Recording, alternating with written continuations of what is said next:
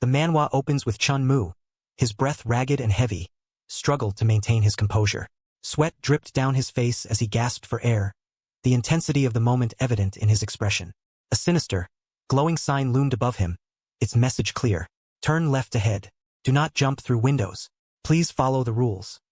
The protagonist scoffed, defiance in his eyes. I just robbed a bank. Why the hell would I follow the rules? He shouted, his voice echoing through the corridor.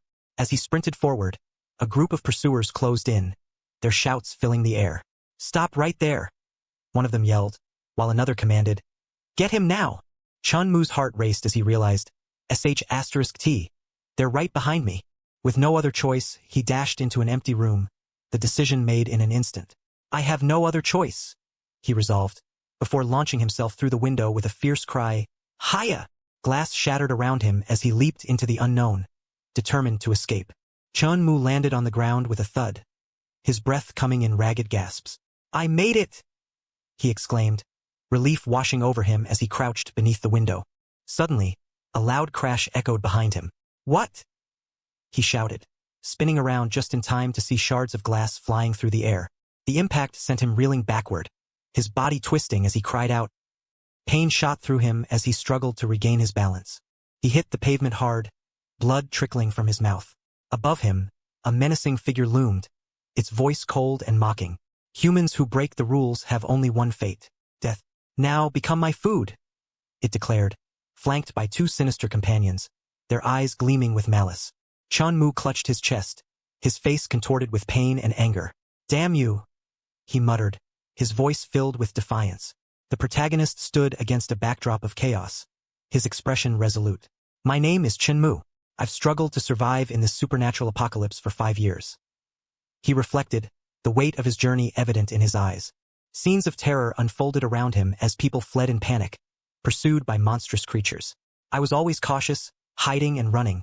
But in the end, the ghosts backed me into a corner, he recalled, the memory vivid and haunting. A cascade of ghostly currency spiraled through the air, shimmering with an eerie glow. As terrifying as ghosts are, they love money just as much as humans do, specifically ghost coins. To escape this miserable life, I risked everything to rob the Underworld bank using an epic tier space ring. He admitted, the enormity of his actions hanging in the air. Blood dripped from Chun Mu's mouth as he lay on the ground, his eyes wide with shock. But I was cornered during the escape, broke a rule, and it all went down the drain. He thought, the realization hitting him hard. As he floated in a void, the protagonist's mind raced. I can't accept this, he declared, his body suspended in darkness. I can't just die like this. Desperation filled his voice, echoing in the emptiness around him. His hand reached out, the epic tier space ring glinting with a sudden, brilliant light. The glow enveloped him, a beacon of hope in the surrounding gloom. Above, a blood-red moon cast an eerie glow over a flock of cawing crows, their silhouettes stark against the crimson sky. The blood-red moon loomed ominously in the sky, casting a sinister glow over the city. Crows circled above, their silhouettes stark against the crimson backdrop, creating an eerie atmosphere that seemed to foretell impending doom. Inside the building, the hallway stretched endlessly, bathed in the same unsettling red light.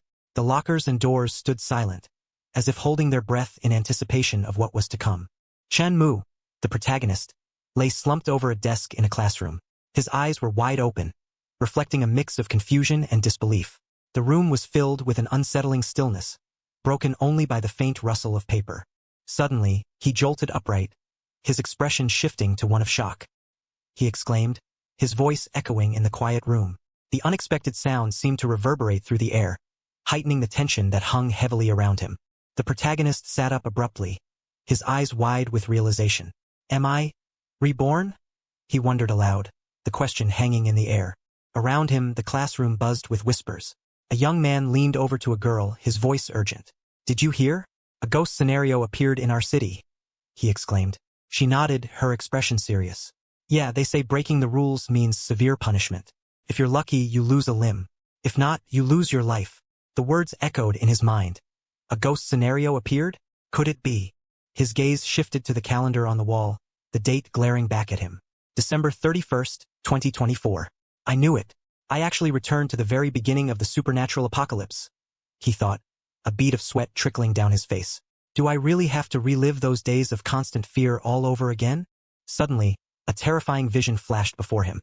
A monstrous creature with glowing red eyes and sharp fangs loomed over a terrified man. "This is..." he gasped, his hand instinctively reaching for the epic tier space ring that glinted on his finger. The protagonist stared at the glowing ring on his finger, his eyes widening in disbelief. "The space ring. Does that mean?" he exclaimed, the realization dawning on him. Before him lay a vast pile of ghost coins, each one shimmering with an otherworldly glow. All the ghost coins from the Underworld bank. "They're still inside," he thought, his mind racing with possibilities. A confident smile spread across his face as he stood in the classroom, his posture relaxed. "I see. It looks like I can finally do something big in this life," he declared, determination shining in his eyes. His gaze shifted to the side, recalling a crucial detail. "If I remember correctly, the first ghost scenario in Zhongqing is about to manifest right here at our school." As if on cue, a chilling announcement echoed through the room. "Attention, Ghost Quest is about to begin." The ominous words hung in the air, setting the stage for the challenges ahead. A young woman with wide eyes and a look of horror on her face exclaimed, "What's this?" as she stared at a grotesque object in front of her. The object, a bizarre combination of a skull and tentacles, seemed to pulse with a menacing aura. "I've been selected as a server for the midnight cafeteria." The realization hit her, the words glowing ominously. The message continued, "Please report to the cafeteria before midnight. For a qualified server, tardiness is unforgivable." Panic set in as she thought, "I have to reach the quest location before midnight." Meanwhile, chaos erupted in the hallway. A group of students, their faces filled with terror, sprinted down the corridor. "Help me!" one shouted, while another urged, "Run!" as they fled from the impending danger. The sound of footsteps echoed through the dimly lit hallway, each step deliberate and steady. Inside the classroom, a young woman with tears streaming down her face pleaded desperately, "I don't want to die. Can't I just stay here?" Standing beside her, the protagonist remained silent, his presence both reassuring and intimidating. Chun Mu, his expression firm, advised, "I suggest you follow the rules. Entering a ghost scenario is dangerous, but at least you have a chance to survive. If you're late, you'll be wiped out instantly." The young woman, her eyes wide with fear, absorbed his words, the gravity of the situation sinking in as she trembled slightly. Chun Mu, with his spiky blue hair, walked through the dimly lit hallway, his mind focused. Midnight cafeteria. If I recall correctly, he thought, considering the potential of the place. The young man smirked, a confident gleam in his eyes. "This cafeteria has huge potential. It'll be very useful later," he mused, his determination evident. A sly smile played on his lips as he declared, "My reign over the apocalypse starts with buying this place." His ambition was clear, a plan forming in his mind. Meanwhile, chaos unfolded outside. A grotesque creature with a skull and tentacles loomed ominously, its presence signaling danger. Midnight is approaching. Tardy servers will be eliminated. 3, 2, 1. Beginning elimination, the announcement echoed. A green-haired youth in a yellow shirt sprinted frantically, fear etched on his face, while another student in a blue shirt followed, shouting, "New!" The urgency of the situation was palpable as they raced against time. Chun Mu, with his spiky blue hair, walked alongside a group of students. The young woman beside him sighed in relief. Phew, that was terrifying. Her expression mirrored the tension that had just passed. The red-haired girl clung to him, her eyes wide with fear. "Chun Mu, I'm so scared. You have to protect me," she pleaded, her voice trembling. He raised his arm, a swift motion that startled her. "Eek!" she exclaimed, stepping back in surprise. The protagonist looked at her with a mix of confusion and irritation. "Lady, who even are you?" he asked, his tone firm. "Stay away from me," he added, as the red-haired girl fumed, her face flushed with embarrassment and anger. A commanding voice pierced the air, demanding silence. The room was filled with an intense energy as a figure in a sharp suit declared, "I am the manager of the midnight cafeteria." Chun Mu, with his spiky blue hair, stood among the crowd, listening intently. The manager, a blonde woman with piercing eyes, continued, "There are 3 rules here." Her voice was firm, ensuring everyone understood the gravity of the situation. Under the ominous red sky, Chun Mu and a group of students stood in tense anticipation. Second, you are not allowed to damage anything in the canteen, otherwise you will be punished. The manager's voice echoed, reinforcing the rules. The blonde woman concluded with a stern warning. Third, leaving the cafeteria during working hours is strictly forbidden. Her gaze was unwavering, leaving no room for doubt about the seriousness of her words. The group stood in a dimly lit room, the atmosphere tense. A woman with pink hair addressed them. "Distinguished guest, sorry for the wait." Her voice was polite, yet carried an undertone of urgency. Chun Mu, with his spiky blue hair, stood among the others, his expression unreadable. Across the room, a figure with wild hair sat at a table, his back turned to them. "What are you dawdling for?" he demanded, his tone sharp and impatient. The figure turned, revealing a face marked by intensity and glowing red eyes. "Hurry up and get over here," he barked, his voice echoing with authority. A young woman with blue hair gasped, her eyes wide with shock. She exclaimed, her fear palpable as she recoiled from the commanding presence. The blonde woman, her expression fierce, shouted, "Shut up!" Her voice echoed through the room, causing the young woman with blue hair to cover her mouth in shock. Bowing slightly, the blonde woman apologized. "My apologies, distinguished guest. I'll handle this immediately." Her tone was respectful yet firm. With a commanding gesture, she ordered, "Take them away." Two men in suits moved swiftly, escorting the blue-haired woman out as she struggled. "Yes, ma'am," they responded in unison, their grip unyielding. Meanwhile, the figure with wild hair and glowing red eyes smirked, his voice dripping with authority as he commanded, "Serve the food."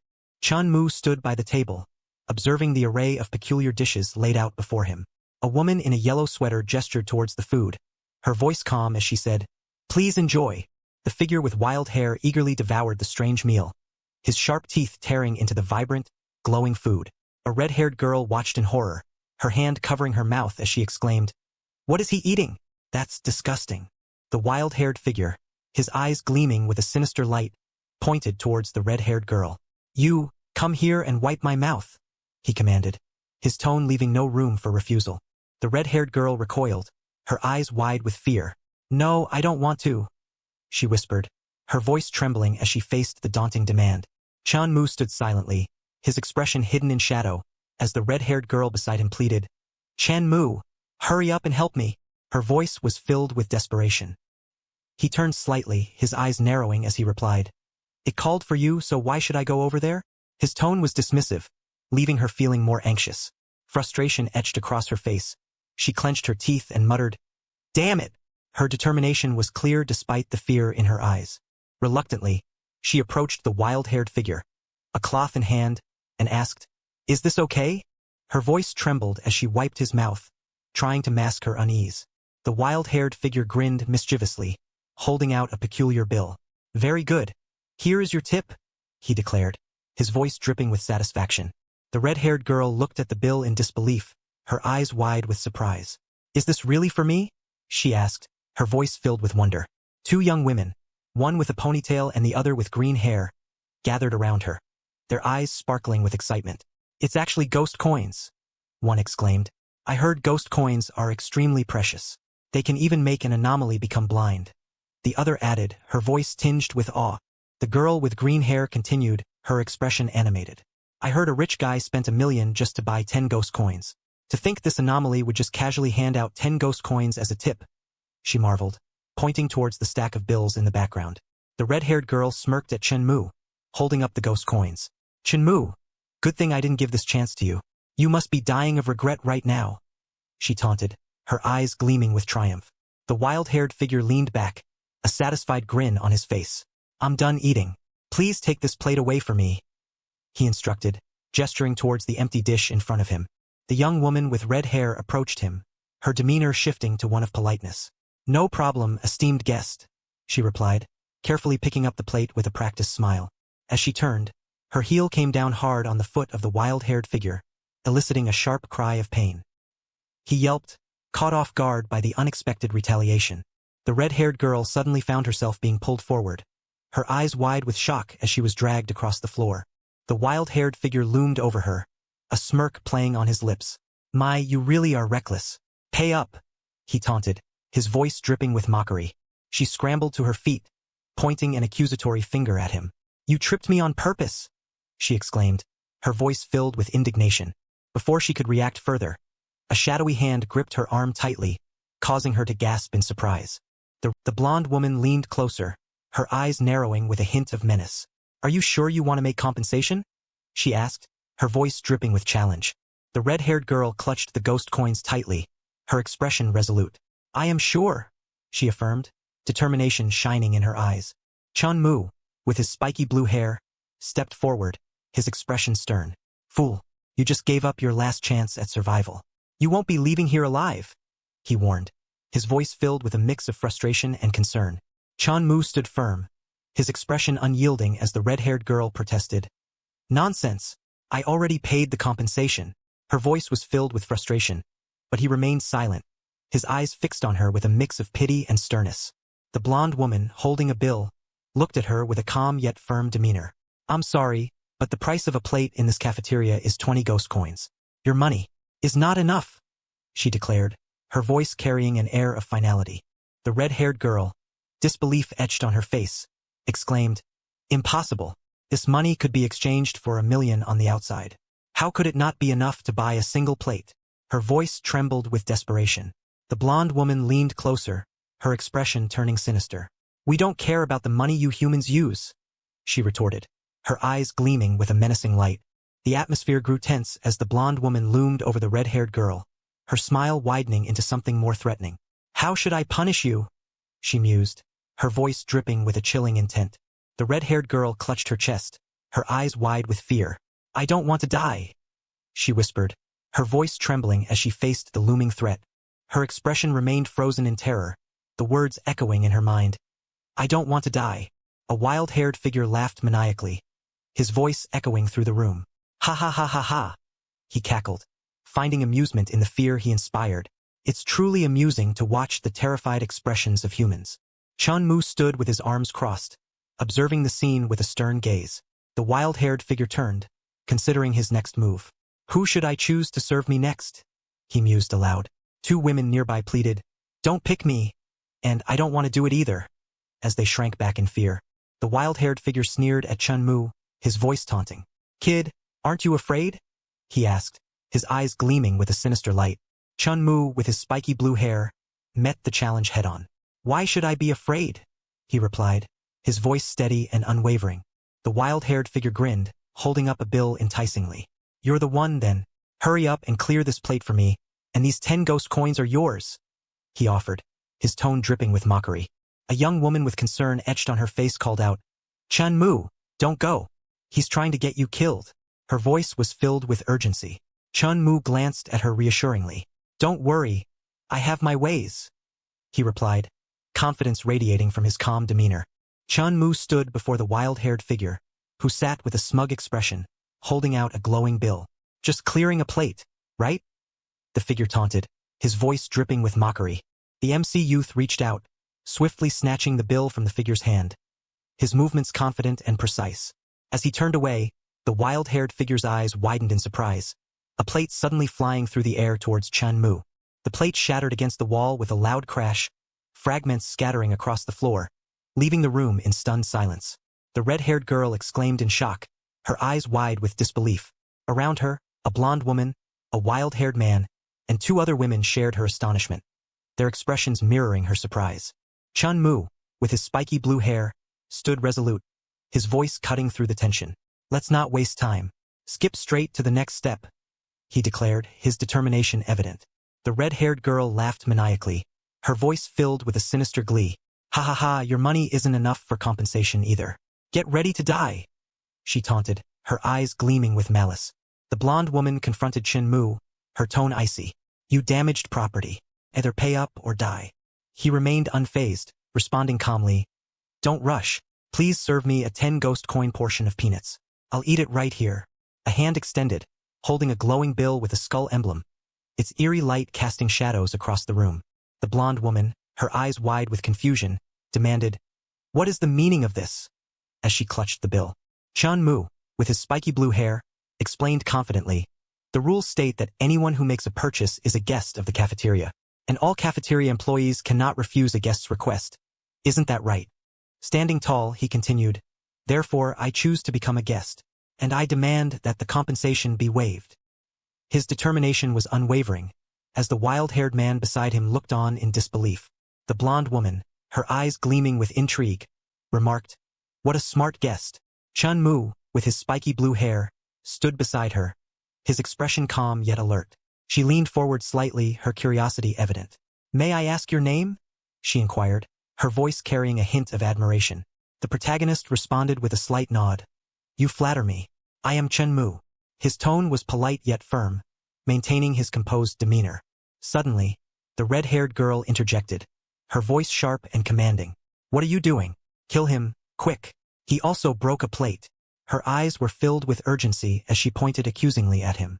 The blonde woman beside her remained silent, her expression turning serious. The blonde woman, her eyes wide with realization, exclaimed, It seems you haven't realized. Mr. Chun Mu has already used the rules to find the way to clear the game. The red-haired girl, her expression one of shock, shouted, What? She quickly composed herself, determination in her eyes. If that's how it is, I want to spend money too. Let me be a guest too, she declared, her voice firm. Chun Mu stood beside the blonde woman, his expression calm. She crossed her arms, addressing the red-haired girl. I already confirmed with you earlier. There is no second chance. The red-haired girl, her face a mix of disbelief and desperation, whispered, How can this be? The blonde woman, her expression curious, asked, Mr. Chun Mu, do you have any other requests? The protagonist, his gaze steady, replied, Please call your cafeteria boss out for me. Standing confidently, he declared, I want to buy this whole cafeteria. The room filled with shock as those around him reacted with wide eyes. The blonde woman, visibly surprised, responded, You're joking, right? Although our cafeteria's revenue has indeed dropped recently, to buy it, it would cost at least several million ghost coins. Chun Mu, with his spiky blue hair, stood confidently, addressing the blonde woman. Of course I'm not joking. As long as you find the boss for me. He stated, his tone unwavering. With a swift motion, he presented a stack of bills, the currency glowing under the light. Here, this is your tip, he declared, his gesture bold and unexpected. The blonde woman gasped, her eyes wide with shock. 30,000 ghost coins? She stammered, clearly taken aback by the amount. The wild-haired man and the red-haired girl both reacted with disbelief, their expressions mirroring each other's astonishment. That much? The wild-haired man exclaimed, while the red-haired girl echoed, 30,000? Their surprise was palpable, filling the room with tension. The blonde woman, her eyes wide with excitement, clutched the glowing stack of bills. That much money is equal to 2 years of my wages. This person is a hidden tycoon, she thought, her expression a mix of awe and disbelief. The red-haired girl, her face flushed with frustration, turned to the protagonist. Chun Mu, since you have so much money, why didn't you help me just now? She demanded, her voice tinged with accusation. He met her gaze calmly, his expression unyielding. We're not even close. Why should I pay for your mistake? He replied, his tone firm and unapologetic. The blonde woman, regaining her composure, addressed him with a respectful nod. Mr. Chun Mu, please wait a moment. I'll go call the boss right now, she assured, while the red-haired girl stood beside her, still processing the situation. Chun Mu, with his spiky blue hair, smiled confidently. No problem, I'll stand here and wait, he assured, his demeanor relaxed. The blonde woman, her expression turning serious, addressed the red-haired girl. As for you, since you violated the rules, you must receive the punishment, she declared, her tone firm. The red-haired girl looked on, her face filled with anxiety. The protagonist stood calmly as the red-haired girl reached out desperately. I was wrong, Chun Mu, she pleaded, her voice filled with regret. Falling to the ground, the red-haired girl cried out, I don't want to die. Save me. Her voice echoed in the room as the blonde woman, her eyes glowing ominously, dragged her away, ignoring her pleas. Chun Mu, with his spiky blue hair, turned slightly as the wild-haired man approached him. Big brother, don't take what happened earlier to heart, the man pleaded, his voice filled with regret. The wild-haired man continued, his face showing signs of distress. It was me who drank too much, he admitted, his eyes downcast. The protagonist's expression hardened, his patience clearly wearing thin. Get lost, he commanded, his voice sharp and unyielding. The wild-haired man, startled by the outburst, quickly backtracked. No problem, he stammered, his eyes wide with fear. As he hurriedly retreated, the red-haired girl and the blonde woman watched the scene unfold, the tension in the room palpable. I'll roll away right now, he exclaimed, disappearing from sight. Chun Mu, with his spiky blue hair, leaned against the table, commanding the two women in front of him to sit down. The green-haired woman and the brunette with a ponytail exchanged nervous glances before complying. As they settled into their seats, the protagonist leaned back, his expression serious. Aren't we doing a dangerous, high-stakes supernatural mission? He questioned, his voice echoing in the room. The two women looked at each other, the green-haired one whispering, "How come when it gets to Chun Mu, the genre suddenly changes?" Her companion nodded, a bead of sweat trickling down her temple, reflecting their shared anxiety. Suddenly, the sound of footsteps echoed ominously, the sharp click of heels and the steady thud of shoes approaching, hinting at an impending confrontation. The blonde woman stood in the dimly lit room, her eyes fixed on the swirling dark energy beside her. "Boss," she addressed, her voice steady. Turning to the group, she gestured towards the protagonist. "This is Mr. Chun Mu," she announced with a confident smile. The green-haired woman at the table reacted with surprise, her eyes widening. Chun Mu, with his spiky blue hair, looked up, his expression shifting to one of realization. He murmured, processing the situation. Suddenly, the atmosphere changed as a sinister figure emerged, his eyes glowing red. "So it's you." The figure sneered, his voice dripping with malice. "Who wants to buy my midnight cafeteria?" he taunted, a wicked grin spreading across his face. Chun Mu, with his spiky blue hair, affirmed confidently, "That's right. It's me." The man in the suit leaned forward, his voice smooth and persuasive. "Sir, you have good insight. I believe you've also seen it." Our MC listened intently as the sinister figure continued. "Although my cafeteria's revenue has recently declined, its scale and location are still the best." The blonde woman beside him nodded in agreement. Chun Mu's eyes sparkled with interest. "Indeed, I am also very optimistic about its development prospects," he declared, his voice filled with determination. Chun Mu, with his spiky blue hair, reflected on his past life. The midnight cafeteria, once struggling, had transformed into a top hotel in the bizarre world. Determined, he resolved, "This time, I must get this in advance." The sinister figure, eyes glowing red, mused to himself, "Great, someone is finally taking over this mess. I definitely can't miss this opportunity." Facing Chun Mu, the man in the suit spoke with a sly grin. "Mr. Chun, my asking price is a bit high. I wonder if you can afford it?" Our MC responded confidently, "Name your price." The man leaned forward, his voice dripping with anticipation. 7 million? 7 million ghost coins? And this cafeteria is yours." The blonde woman leaned in, her voice a whisper of concern. "Boss, aren't you being a bit greedy? Can this place really sell for 7 million? Her eyes were wide with disbelief as she questioned the sinister figure beside her.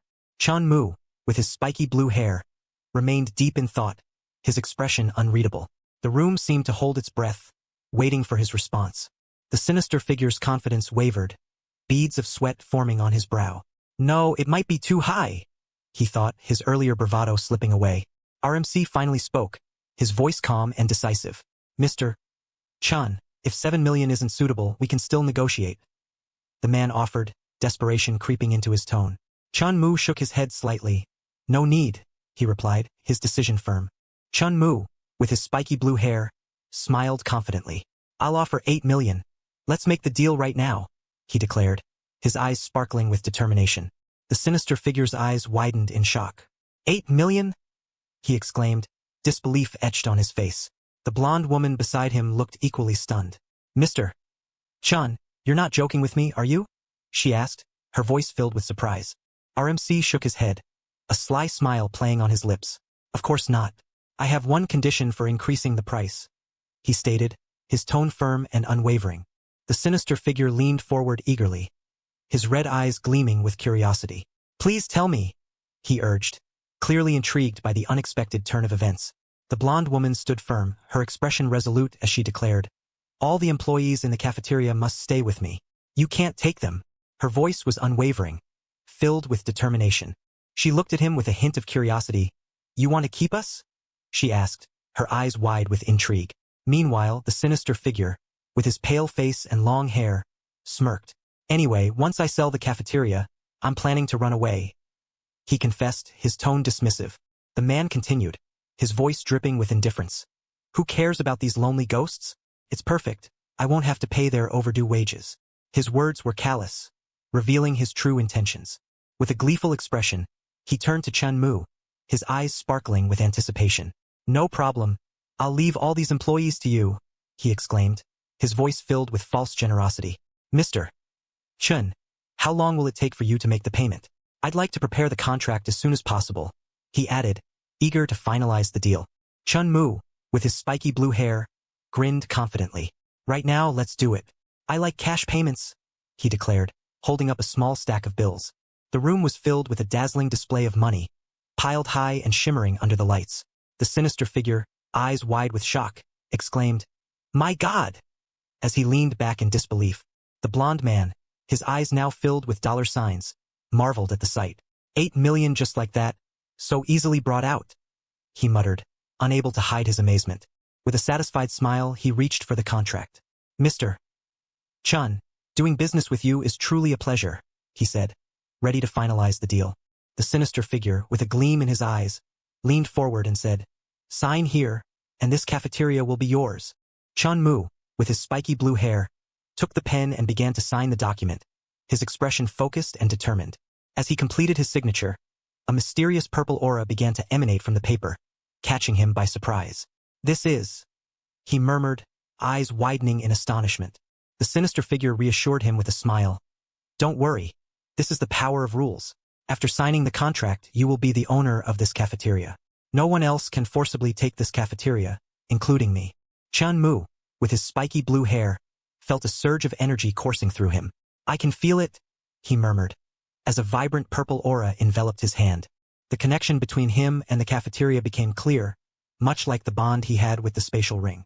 The building seemed to resonate with him, glowing with the same ethereal light. Standing confidently, the young man declared, "From today onwards, I will set the rules for this cafeteria." His determination was palpable, as he prepared to take control. Meanwhile, the sinister figure, now gloating, thought to himself, 8 million! Not only did I sell the almost bankrupt cafeteria, but I also don't have to deal with those employees. His satisfaction was evident, as he reveled in his perceived victory. Chun Mu, with his spiky blue hair, stood confidently, a purple glow surrounding him.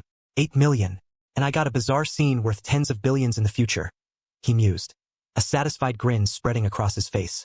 The young man and the sinister figure shook hands, both smiling broadly as the words "big profit" loomed above them, highlighting their mutual satisfaction. As the sinister figure turned to leave, he waved dismissively. "There's no need to see me out. I wish Mr. Chun to have a prosperous business. I'll be going now," he called, a large sack slung over his shoulder. Chun Mu, now alone with the blonde woman, turned to her with determination. "Now that I'm the owner of this cafeteria, I need to change some rules," he declared, ready to take charge of his new venture. The blonde woman smiled warmly, her eyes bright with encouragement. "No problem, you're the boss, you can change anything you want," she assured him, her voice filled with confidence. A grand clock on the wall ticked steadily, its ornate hands pointing to 12.29. Chun Mu, with his spiky blue hair, gestured towards the clock. "I'm setting the deadline for this bizarre mission to be 12.30, he declared, his tone firm. The blonde woman nodded, her agreement clear. "No problem," she replied, ready to support his decision. Turning to the others in the room, the young man addressed them with authority. "You can all safely go back now," he instructed, ensuring their safety was his priority. Two young women stood together, their expressions filled with gratitude. "Chun Mu, thank you," one of them said earnestly. "If it weren't for you, we definitely wouldn't have been able to leave alive." The black-haired youth, now in charge, turned to the blonde woman beside him. "Go call all the employees. I'm holding a meeting in 10 minutes, he instructed. She nodded, responding with a cheerful, "Okay, boss." 10 minutes later, a group of employees gathered, their attention focused on the young man with spiky blue hair. "My name is Chun Mu. Your previous boss sold all of you and the cafeteria to me," he announced, his voice steady and authoritative. With determination in his eyes, he continued, "From today onwards, I am the new person in charge here." The group of employees stood together, their expressions hidden under the shadows of their hats. A sense of resignation filled the air as one of them remarked, "It's all the same, no matter who comes. We're all just working like oxen and horses anyway." Chun Mu, with his spiky blue hair, addressed them with a confident smile. "I know your previous boss owed you half a year's salary, but I'm different," he declared, his voice filled with determination. Gesturing towards a table stacked with glowing currency, he continued, "I will make up for all the unpaid wages. Manager Lee will distribute them shortly." His assurance was met with a sense of relief among the employees. Excitement spread through the group as they marveled at the sight. Look, so many ghost coins," one exclaimed, eyes wide with amazement. Another chimed in, "At least hundreds of thousands." Their enthusiasm was palpable, a stark contrast to their earlier resignation. Chun Mu stood confidently before the group, his spiky blue hair catching the light. As long as you continue to work for me, I guarantee that your salaries will be paid on time every month from now on, he declared, his voice filled with assurance. The employees, a diverse group with various appearances, reacted with enthusiasm. That's great, one exclaimed, while another added, finally, I can save money to marry a wife. Their excitement was palpable, and one even proclaimed, Boss, you are now my god. The young man with blue hair watched them with a satisfied smile. To think this little money can earn the employees' gratitude. I really should thank the previous boss, he mused, his expression a mix of amusement and determination. Chun Mu waved goodbye to the group of employees gathered outside the building. Take care, boss, they called out, their voices filled with gratitude and respect. As he turned away, the young man reflected on his current situation. Even though taking over the midnight canteen gave me a bit of scene power, right now I'm at best only at ghost soldier level, he thought, his expression contemplative. The realization of his vulnerability hit him hard. If I run into higher-level horrors, I still won't be able to avoid getting killed, he acknowledged, a shadow of concern crossing his face. Determined to improve his chances of survival, he resolved, I have to get myself some life-saving gear. As he stood alone under the ominous sky, ready to face the challenges ahead, Chun Mu, with his spiky blue hair, stood on the dimly lit street, surprised to see a taxi approaching at such a late hour. As the vehicle came to a halt, he reached out and opened the door, the sound of the handle clicking echoing in the quiet night. Settling into the back seat, he instructed the driver, Sir, take me to Wangjiang Estate. His voice was calm yet firm. The driver, a skeletal figure with glowing eyes, gripped the steering wheel, ready to embark on the journey. Chun Mu sat in the back seat of the taxi, the dim light casting shadows over his spiky blue hair. The driver, a skeletal figure, remained silent as the car moved through the quiet streets. The young man glanced at the speedometer, noticing the needle climbing rapidly. His eyes narrowed as he thought, I know there are fewer cars at night, but isn't this speed a bit ridiculous? As the vehicle sped along, he caught a faint, unsettling scent. And there's this faint smell of blood in the car, he realized, his expression growing more serious. His gaze shifted to the window, where he noticed bloody handprints smeared across the glass. Bloody handprints. So this car really is off, he concluded, his mind racing with the implications. Chun Mu sat in the back of the taxi, his expression tense as he realized, looks like I've stumbled into another moving horror scene, the nether taxi. The young man with blue hair glanced around the eerie interior, his eyes sharp and alert. Outside, the taxi sped through the night, its exterior adorned with ominous skulls and ghostly handprints, a chilling reminder of its supernatural nature. Inside, he contemplated the dangers of the horror apocalypse, thinking, in the horror apocalypse, humans face three major threats. His mind drifted to the first threat, horror missions like the Midnight Canteen, where the unlucky must fight to survive and complete their tasks. Chun Mu, with his spiky blue hair, continued to reflect on the threats in the horror apocalypse. A mysterious woman with long, flowing hair appeared, her presence alluring yet dangerous. She represented the second threat. Vicious horrors disguised as ordinary people, luring unsuspecting victims into horror scenes. The young man walked through a dimly lit alley, the red glow casting eerie shadows.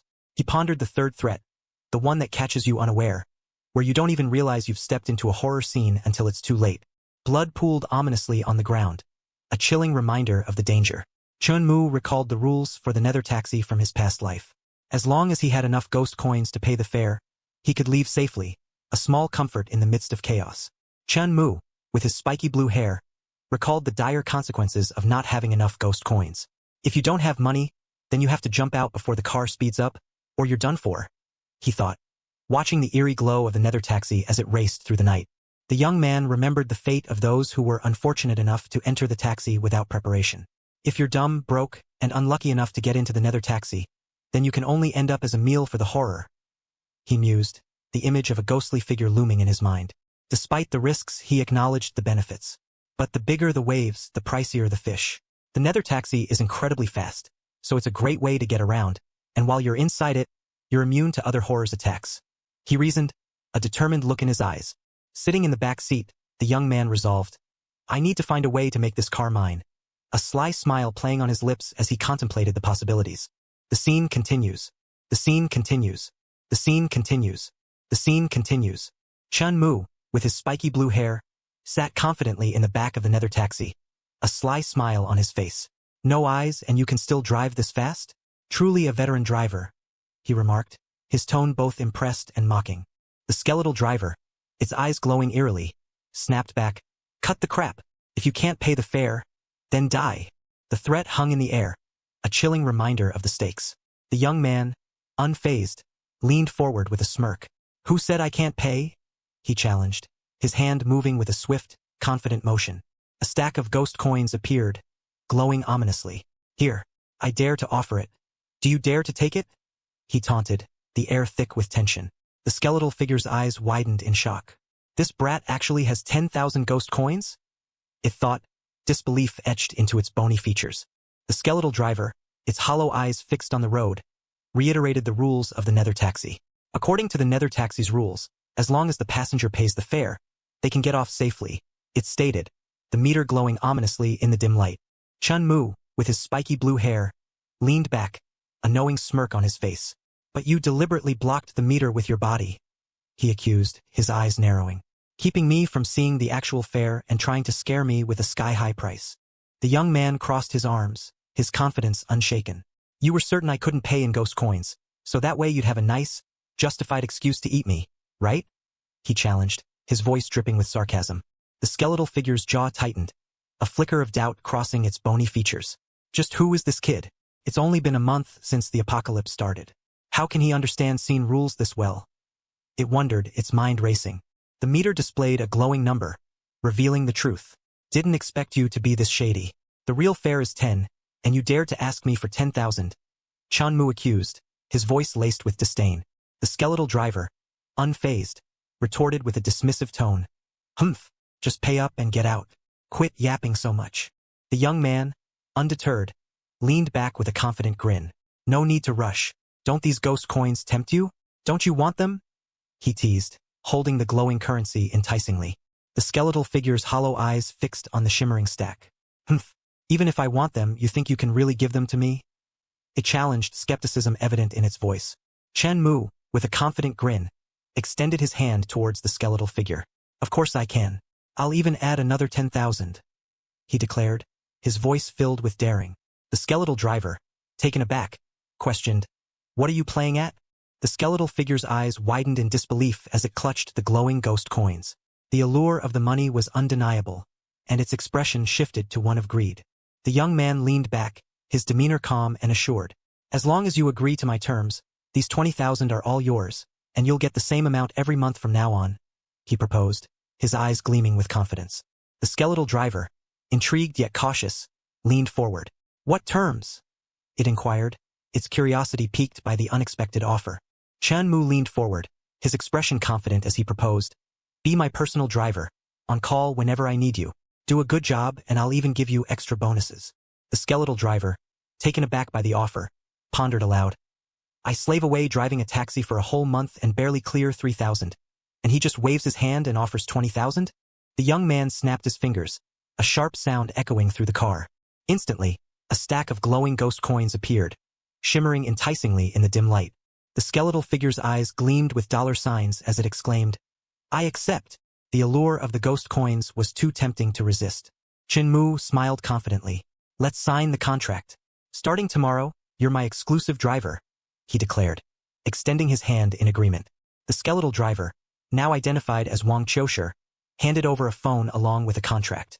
"Boss, please take this phone. As long as you call me, I guarantee I'll be in your line of sight within 5 minutes, he promised, his voice filled with determination. With a newfound sense of purpose, Wang Chosher thought to himself, "With someone this generous, I've got to treat him right. I can't let him slip away."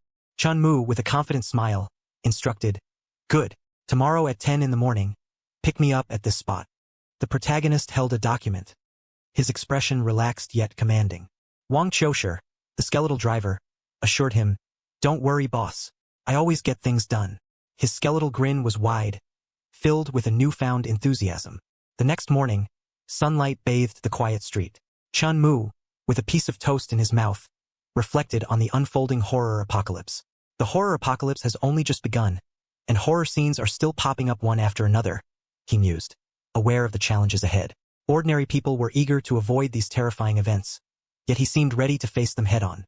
Chun Mu, with determination in his eyes, held a small, glowing object in his hand. I need to take advantage of this window, climb to the top of the food chain, and make myself unbeatable, he resolved, his grip tightening around the item. Despite his resolve, he sighed, acknowledging his limitations. But with my current strength, I still can't target horror scenes that can only be conquered by brute force, he admitted, flexing his arm in frustration. Suddenly, a thought struck him. Right, I remember the Mist Museum is nearby, he exclaimed, his eyes lighting up with realization. The scene shifted to a grand hall, where a figure in a red suit stood with an air of authority. The museum's owner, Duke William, is himself at Ghost General level, the figure noted, surrounded by an army of ghost soldiers. And he commands a whole bunch of powerful ghost soldier subordinates. The grand hall shimmered with an ethereal glow as the figure in the red suit continued to speak. On top of that, Duke William has a Ghost General grade treasure. The death-heavy armor. The armor, displayed in a protective case, gleamed ominously under the dim lights. Once you put that armor on, you're immune to most damage from horrors, the figure emphasized, the promise of invincibility hanging in the air. Meanwhile, Chun Mu, the protagonist, pondered the situation. But you don't get that item by clearing a mission. The Duke has to give it to you of his own free will, he reflected, a sigh escaping his lips as he considered the challenge ahead. In a moment of introspection, he recalled, from what I remember of my previous life, Duke William has actually been down and out for a long time. The image of the Duke, once glamorous in his red suit, now appeared forlorn and strapped for cash, a stark contrast to his former glory. Chun Mu, with a confident grin, held up his hand, revealing a cascade of ghost coins shimmering in the air. And the one thing I have in abundance is ghost coins, he declared, his eyes gleaming with excitement.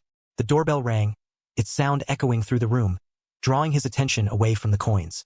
Opening the door, he was greeted by the skeletal driver, who stood there with a polite bow.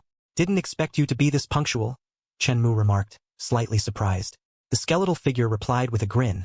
Punctuality is the basic duty of a personal driver. The driver, holding a bag and a drink, offered them to him. Boss Chen, you probably haven't had breakfast yet, so I picked some up for you. Chun Mu accepted the gesture with a nod. Much appreciated. The skeletal driver opened the car door with a flourish, inviting Chun Mu to enter. Please get in, he said, his voice smooth and accommodating. The protagonist nodded, appreciating the gesture. If I keep the boss this happy, how could I not get my bonus? The driver mused, a hint of humor in his tone. Once inside the car, Chun Mu turned to the driver with a curious expression. Old Wang, do you know any malls where you can buy gifts for horrors? He inquired, his mind already racing with possibilities. The driver, maintaining his composure, responded thoughtfully. With your status, boss, you're definitely looking for a high-end mall, right? Chun Mu nodded in agreement. Exactly. The more upscale, the better. The skeletal figure offered a suggestion. There's a luxury mall on the outskirts that specializes in high-end goods, the Fallen Mall. Why don't you check if they've got anything you like there first? His words hung in the air, promising a potential solution to Chun Mu's quest. Chun Mu, the protagonist, leaned forward with a determined expression. Okay, take me there, he exclaimed, his excitement palpable.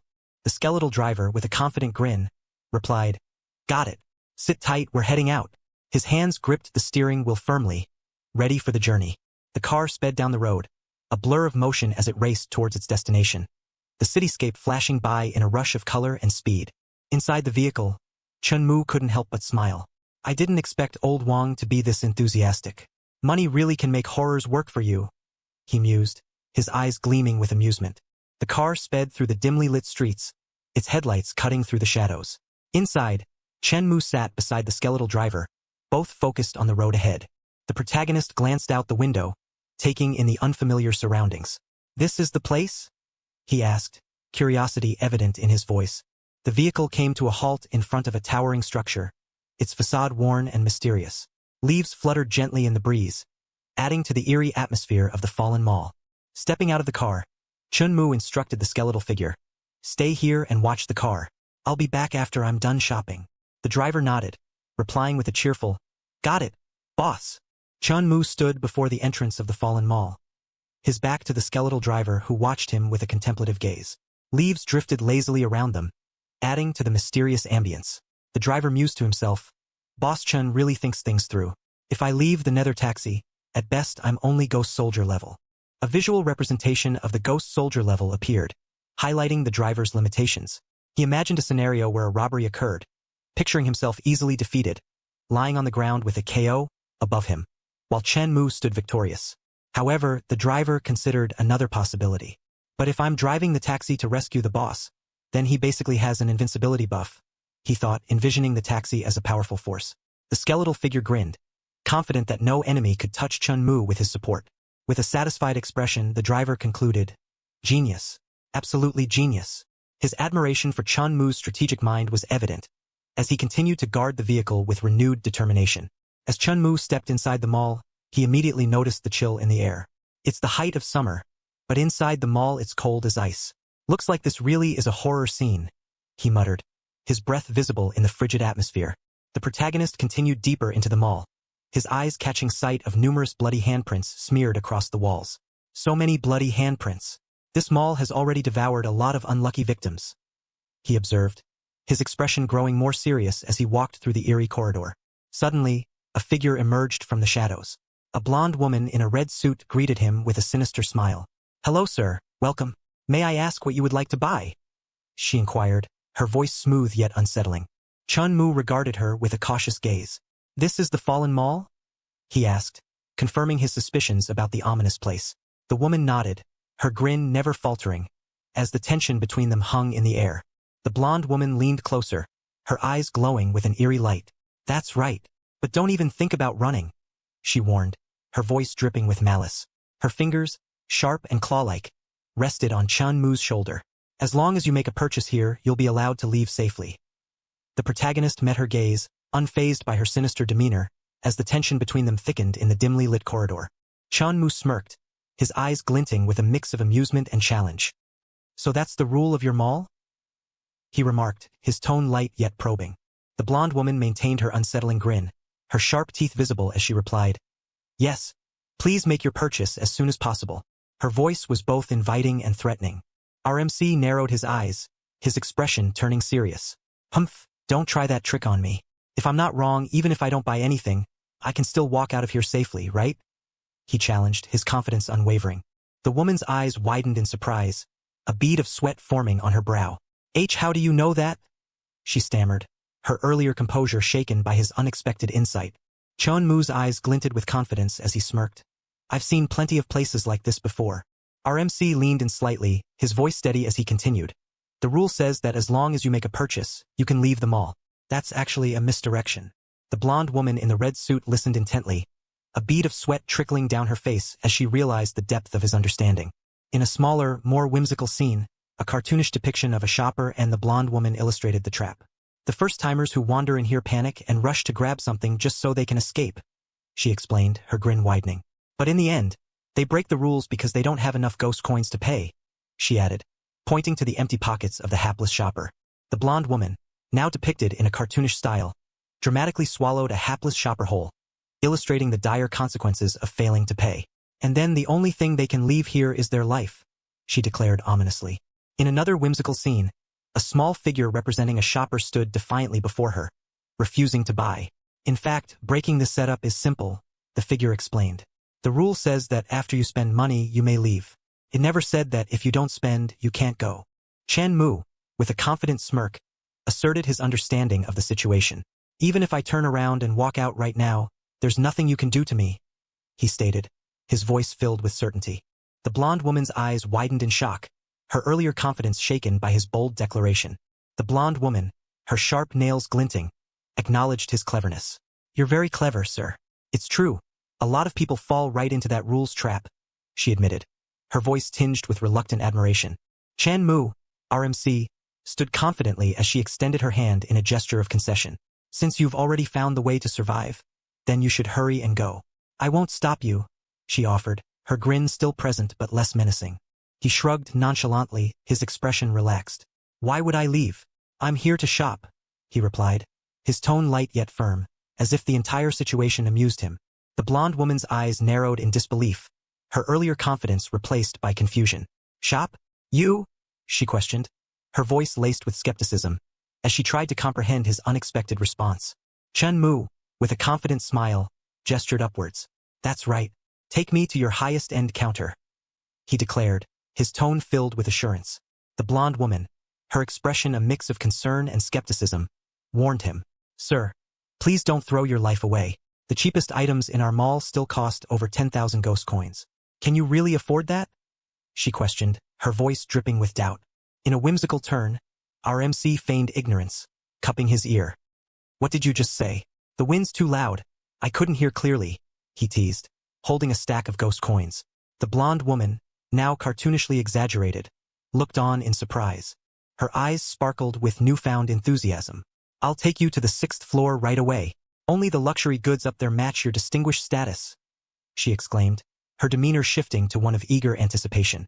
Chun Mu, with a playful grin, tossed a bundle of ghost coins towards the blonde woman. Good. Take these 20,000 as a tip for keeping me entertained. I'm in a hurry, so lead the way, he instructed, his tone lighthearted. The blonde woman, now visibly eager, gestured for him to follow. Right this way, please, she exclaimed, her earlier skepticism replaced by enthusiasm. The elevator panel lit up, indicating their ascent to the 6th floor. As they stepped out, the blonde woman gestured grandly at the opulent surroundings. Sir, all the luxury brands of the horror world are represented here. Please take your time and choose, she invited, her smile wide and welcoming. Chun Mu, our MC, contemplated his next move. If I want to impress the Duke, I have to cater to his tastes, he mused, his expression thoughtful. He approached a grand wine cabinet, its shelves lined with bottles. Noble families usually keep a wine cabinet, he recalled, his eyes scanning the selection. If I remember right, one of the Duke's wishes in my previous life was to collect high-end red wine.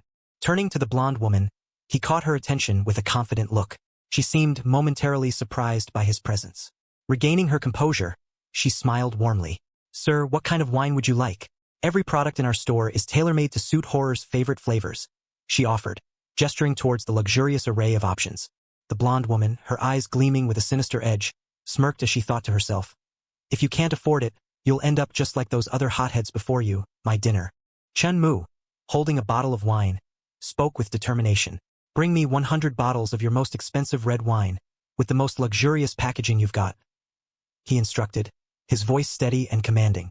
The woman, her expression shifting to one of disbelief, watched him closely. 100 bottles? So he really is an idiot. He thinks he can pay here with normal currency? Let's see how long he can keep acting tough, she mused, her eyes narrowing as she followed him. As they settled into a plush seating area, she leaned in with a sly smile. Sir, everything is ready. The total comes to 23 million, she announced, her voice dripping with anticipation. Chun Mu, unfazed, sat confidently amidst the opulent surroundings. The blonde woman, her smile insincere, leaned closer. If you don't have the money, you can always leave your head here as payment, she suggested, her eyes gleaming with a dangerous edge. Chun Mu, unfazed by her threat, revealed a stack of shimmering ghost coins. Don't try to scare me. I can afford that much, he declared confidently, his hand steady as he displayed his wealth. The woman, her expression turning contemptuous, clarified. I'm talking about ghost coins. All 23 million must be paid in ghost coins. Her tone was dismissive, as if expecting him to falter. RMC, with a smirk, held up the ghost coins. What did you think I was paying with? He retorted, his confidence unshaken, leaving the woman momentarily speechless. The blonde woman stared in disbelief, clutching the ghost coins. There's no way. The apocalypse has only been here for a month. How could he possibly have that many ghost coins? She thought, her mind racing. Chun Mu, RMC, sat calmly across from her. Have you confirmed everything? He asked, his tone steady. The woman, still processing the situation, nodded slowly, her eyes fixed on the shimmering stack before her. She hesitated, then spoke. Sir, please wait here for a moment. A transaction of this size requires the manager to be present. Her voice was a mix of formality and underlying tension. Chun Mu, unfazed, replied.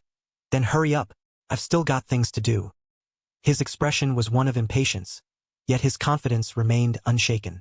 A young woman hurriedly entered a room, her voice urgent as she called out, Manager, there's a customer downstairs who bought 100 bottles of premium red wine in one go.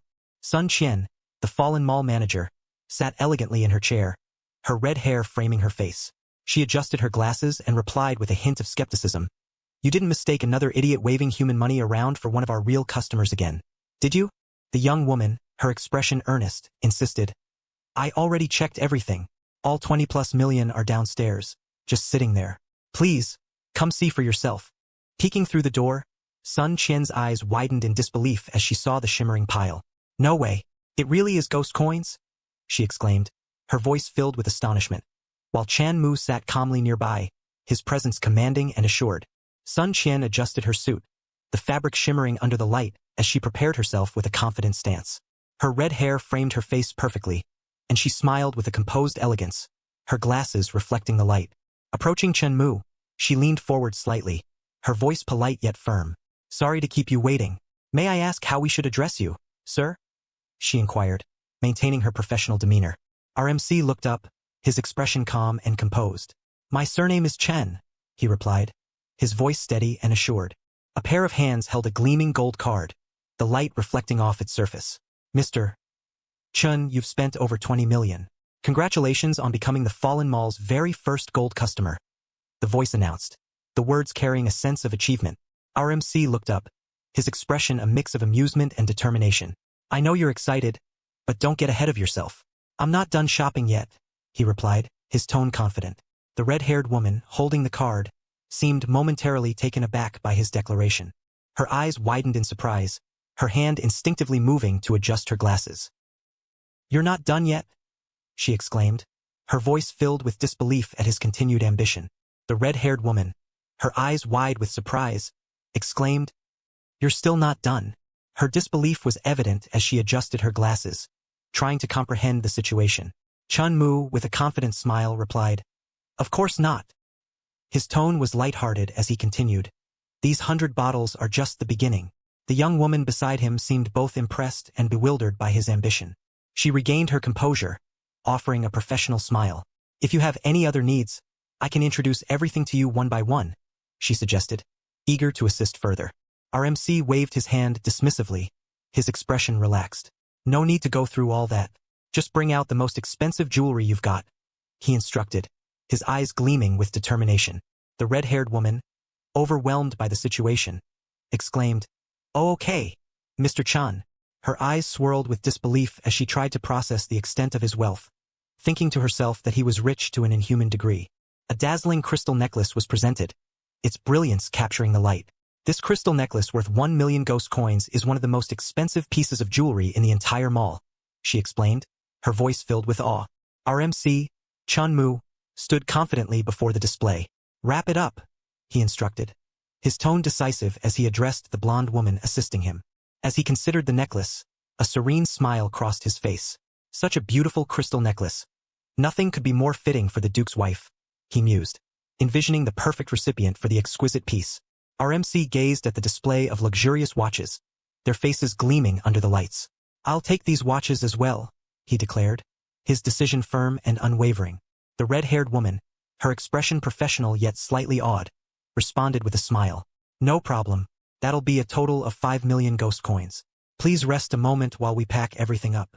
Her voice was smooth, accustomed to handling such extravagant transactions. As the blonde woman beside him listened, the young man considered the mall's offerings. "The stock here really is excellent.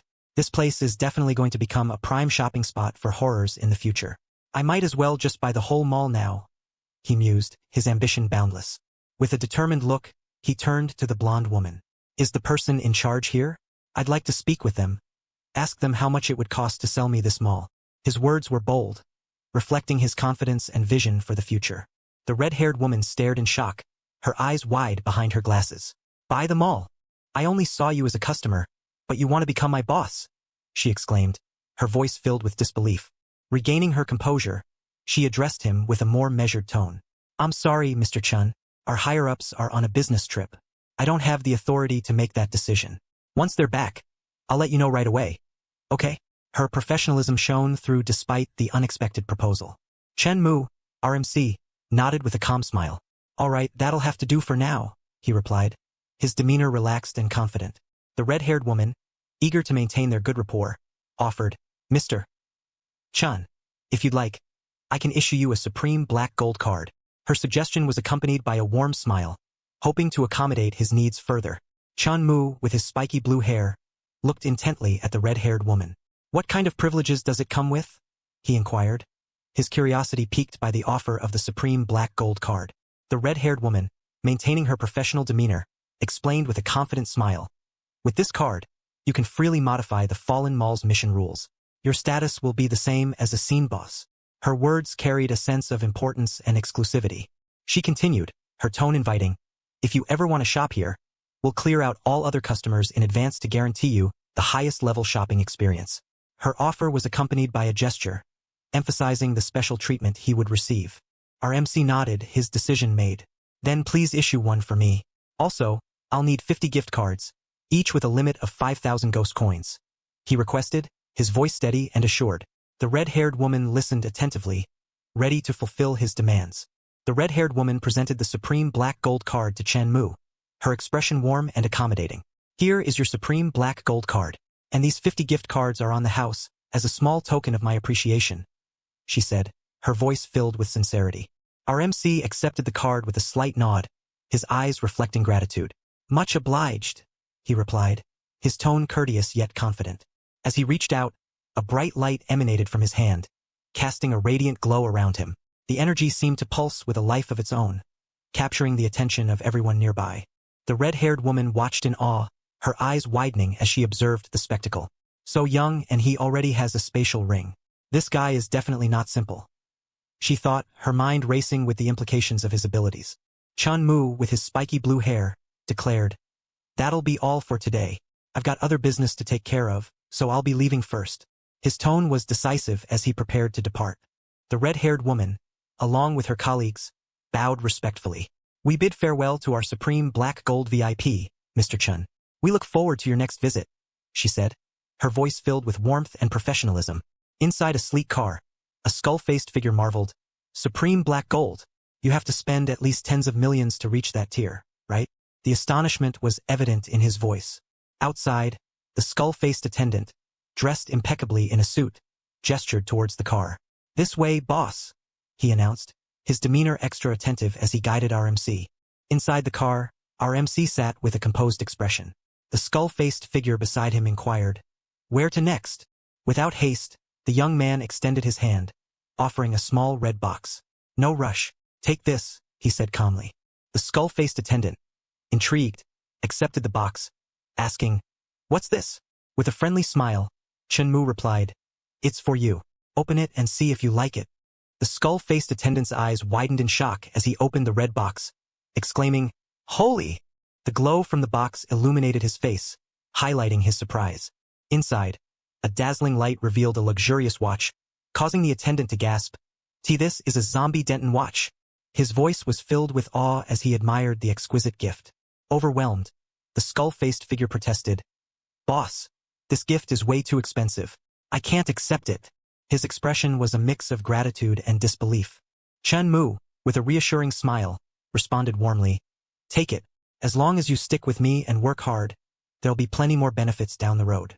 His confidence and generosity shone through, leaving the attendant both grateful and motivated. The young man leaned back in his seat, a relaxed smile on his face. "Every boss I've had before just squeezed me dry like a beast of burden," he mused, reflecting on his past experiences. The skull-faced attendant, holding the luxurious watch, couldn't help but express his admiration. "But Boss Chun is different. He's kind-hearted and generous on top of it," he declared, his voice filled with genuine appreciation. Tears of gratitude welled up in the attendant's eyes as he vowed, "From now on, I'll follow your lead no matter what, boss." His loyalty was unwavering, and his emotions were clear. Chun Mu, with his spiky blue hair, chuckled softly. "All right, calm down. Take me to the Mist Museum," he instructed, his tone light and friendly. The skull-faced figure nodded eagerly. "You got it, we're heading out now," he replied, ready to serve his generous leader.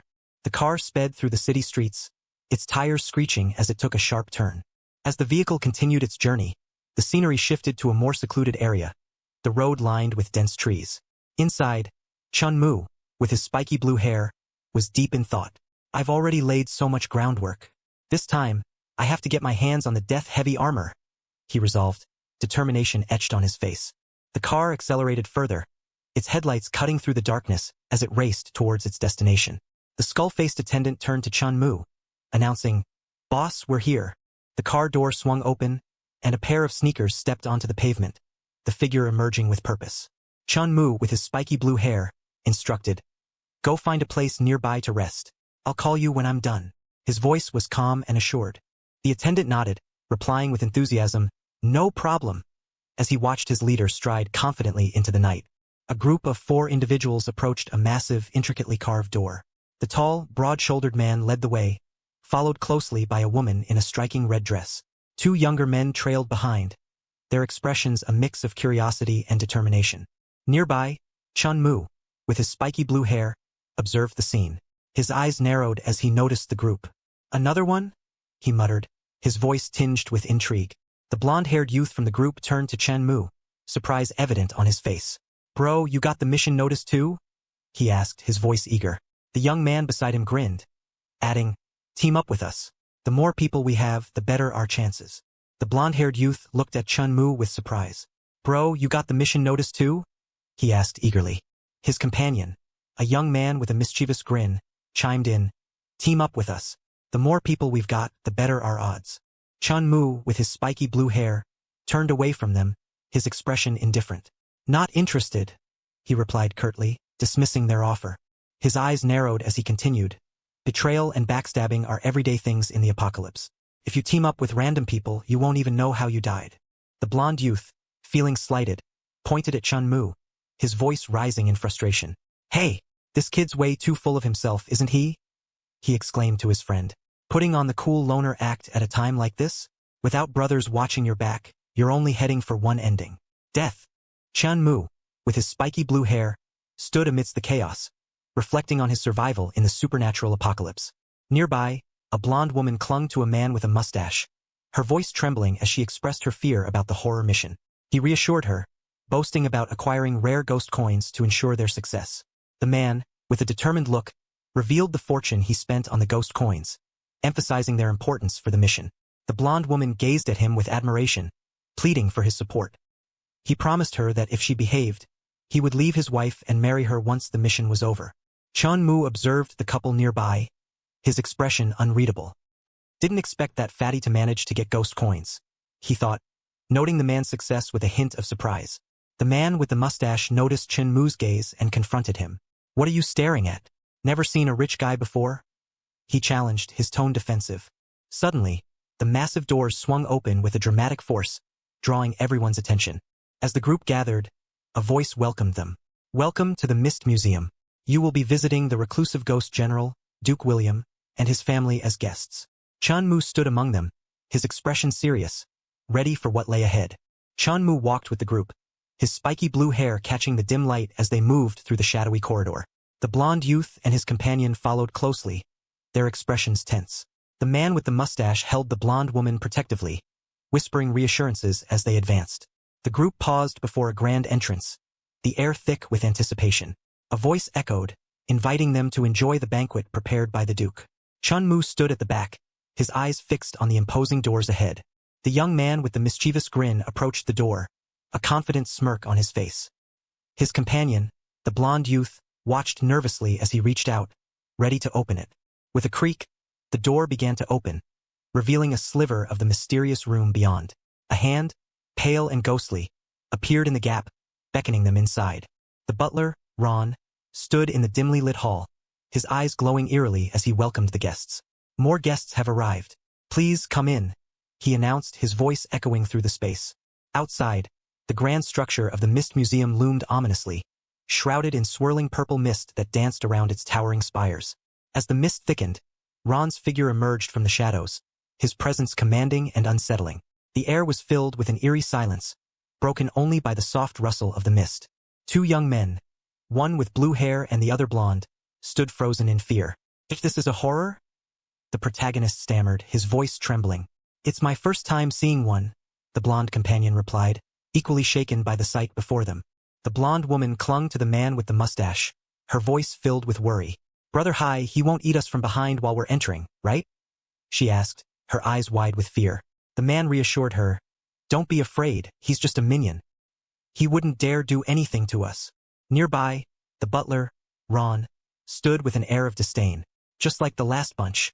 No manners and cheapskates to boot, coming to visit Duke William and they don't even know to bring a gift, he muttered, his glowing eyes scanning the guests. Chun Mu, with his spiky blue hair, stood slightly apart from the group, a curious expression on his face. "There's one more?" he wondered aloud, noticing someone else approaching. The butler turned his attention to Chun Mu, his tone sharp. "Why aren't you coming in? I don't want to waste time on someone who's about to die," he said, his words hanging ominously in the misty air. Chun Mu, with his spiky blue hair, addressed the butler confidently. "You must be Duke William's butler," he stated, his voice carrying a hint of challenge. The butler, with glowing eyes and a stern expression, responded curtly, "That's right. Hurry up and wait in the hall. Stop blocking the way." Unfazed, the young man revealed a shimmering red box, holding it aloft. "I brought a gift for you," he announced, the box glowing with an ethereal light. The butler's eyes widened in shock as he exclaimed, "That is, a spatial ring?" His surprise was evident, the unexpected gift leaving him momentarily speechless. Chun Mu, with a friendly smile, extended the shimmering red box towards the butler. "This is my first time visiting, so I'm sorry to intrude. Please accept this little token of apology," he said warmly. The butler, his eyes glowing with a hint of surprise, accepted the gift. "Not bad. Finally someone who understands basic courtesy," he mused, a small smile playing on his lips. The protagonist continued, "See if it suits your tastes. I was worried I'd buy the wrong thing and upset you." His tone was light yet sincere. As the butler opened the box, his eyes widened in shock. "This is a Ghostlex watch worth 300,000 ghost coins?" he exclaimed, utterly taken aback by the extravagant gift. The butler, with his glowing eyes, looked at Chun Mu, questioning the appropriateness of the gift. "Esteemed guest, did you grab the wrong gift? Something like this should be for the Duke. I'm just a butler." The protagonist smiled warmly, explaining, "It's specifically for you. You've worked yourself to the bone for the Duke for half your life. That kind of loyalty really impresses me." The butler's expression softened, a smile spreading across his face. "Then I shall accept out of respect," he declared, clearly touched by the gesture.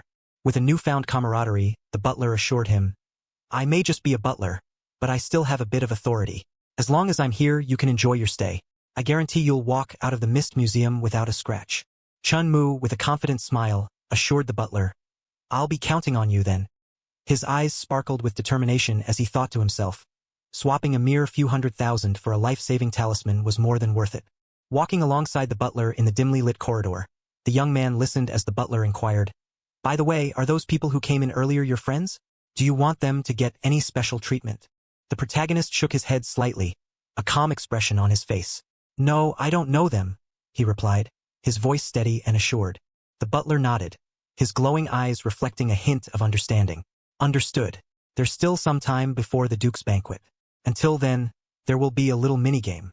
Please move to the main hall and have a rest first," he instructed, gesturing with a gloved hand towards the hall.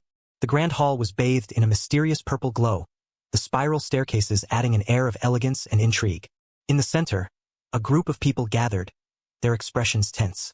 A blonde woman clung to a large man, her voice trembling as she pleaded, "Brother, hi. I'm really scared. You can't leave my sight. Okay?"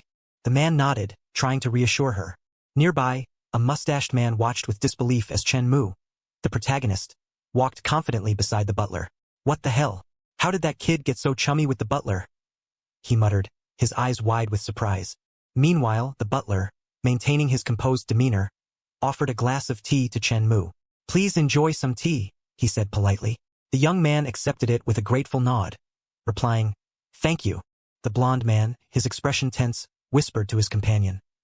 No wonder he was acting all aloof just now. He already found himself a backer. The green-haired youth beside him nodded, his eyes narrowing with determination. "We've got to find a way to rope him in. Even if he's actually useless, he can still act as a meat shield for us," he added, his voice filled with urgency. Suddenly, a sharp clap echoed through the hall, drawing everyone's attention. The sound was crisp and commanding, cutting through the murmurs. The butler, standing at the center, addressed the gathering. "Guests, the banquet is still being prepared. To help everyone pass the time, Lord Duke has specially arranged a game of hide and seek." The announcement was met with a mix of curiosity and apprehension. Meanwhile, the protagonist, Chun Mu, stood to the side, a confident smile playing on his lips. "Finally, it's starting," he thought, his eyes gleaming with anticipation. The butler's voice resonated through the hall, announcing the first rule of the game. The game will last for 2 hours. During this time, no one is allowed to leave the first floor. Anyone who does will be erased on the spot. His eyes glowed ominously as a timer appeared, counting down the 2 hours. As the second rule was revealed, tension filled the air. Once the game begins, the security guards will act as hunters and patrol the exhibition hall. If they find you, you will be executed. The guards, with their eerie, glowing eyes, stood ready, their presence menacing. The butler continued with the third rule, his voice unwavering. Aside from the walls and the floor, all unmoving objects are the Duke's exhibits. Anyone who dares to move or touch them will be punished by the Duke. The room seemed to close in, the exhibits casting long shadows under the purple light. With a final, courteous bow, the butler concluded, "The game is about to begin. Good luck to you all." His words hung in the air, leaving the guests in a state of anxious anticipation as the game was set to commence. The timer began its countdown, displaying 0, 1.5, 9.59 in bold, glowing numbers. The atmosphere was charged with tension as the game officially commenced. A sudden chill swept through the hall, causing a mustached man and a blonde woman to shiver. "Why did it suddenly get so cold? Don't tell me the horrors are about to show up," the man exclaimed, his voice tinged with fear. The woman, trying to maintain her composure, urged, Don't be scared. Let's hurry and find a place to hide first." A blonde man, eyes wide with realization, exclaimed, "We can't touch the exhibits, so doesn't that mean we can't hide inside any of the furniture?" His voice carried a note of panic as he glanced at a large cabinet marked with a forbidding red X. Nearby, a young man with dark hair clutched his head in frustration, shouting, "Those bastards clearly don't want us to live."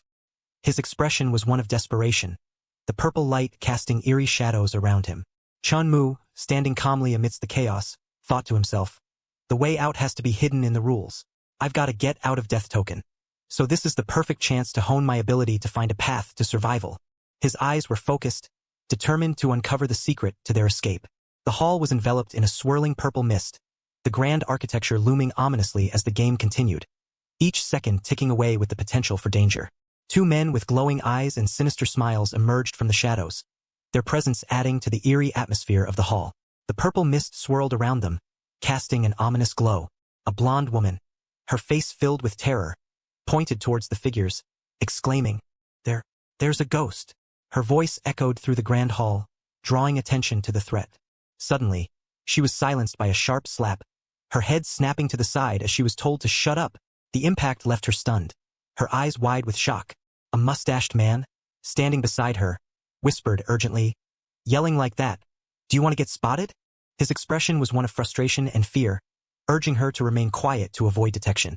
A figure with blood-stained arms moved stealthily through the purple mist, the eerie glow reflecting off the glass of a nearby cabinet. Shadows danced ominously, hinting at the presence of something sinister lurking just beyond sight. Footsteps echoed through the hall, the sound sharp and deliberate against the backdrop of the grand architecture. The tension in the air was palpable, each step a reminder of the danger that loomed. A blonde woman, her face etched with fear, hid behind a wooden structure. Her eyes were wide with terror as a bloodthirsty figure approached, its fangs bared in a menacing grin. "Please don't find me. I'm begging you," she whispered desperately, her voice barely audible over the pounding of her heart. Across the hall, two figures, their bodies twisted and grotesque, staggered through the mist. Their movements were erratic, driven by an insatiable hunger as they scanned the area for their next victim. A blood-stained figure with glowing eyes loomed over the mustached man and the blonde woman, its voice a chilling whisper, "Target. Outsider detected." The couple exchanged a terrified glance, the purple mist swirling ominously around them. The mustached man let out a panicked scream, his eyes wide with fear as he realized the danger they were in. Sweat dripped down his face, the tension in the air palpable. In a desperate attempt to protect themselves, he pushed the blonde woman aside, shouting, "Hold it off!" The urgency in his voice was clear as they tried to evade the threat. The blonde woman stumbled, reaching out with a desperate plea, Don't leave me behind."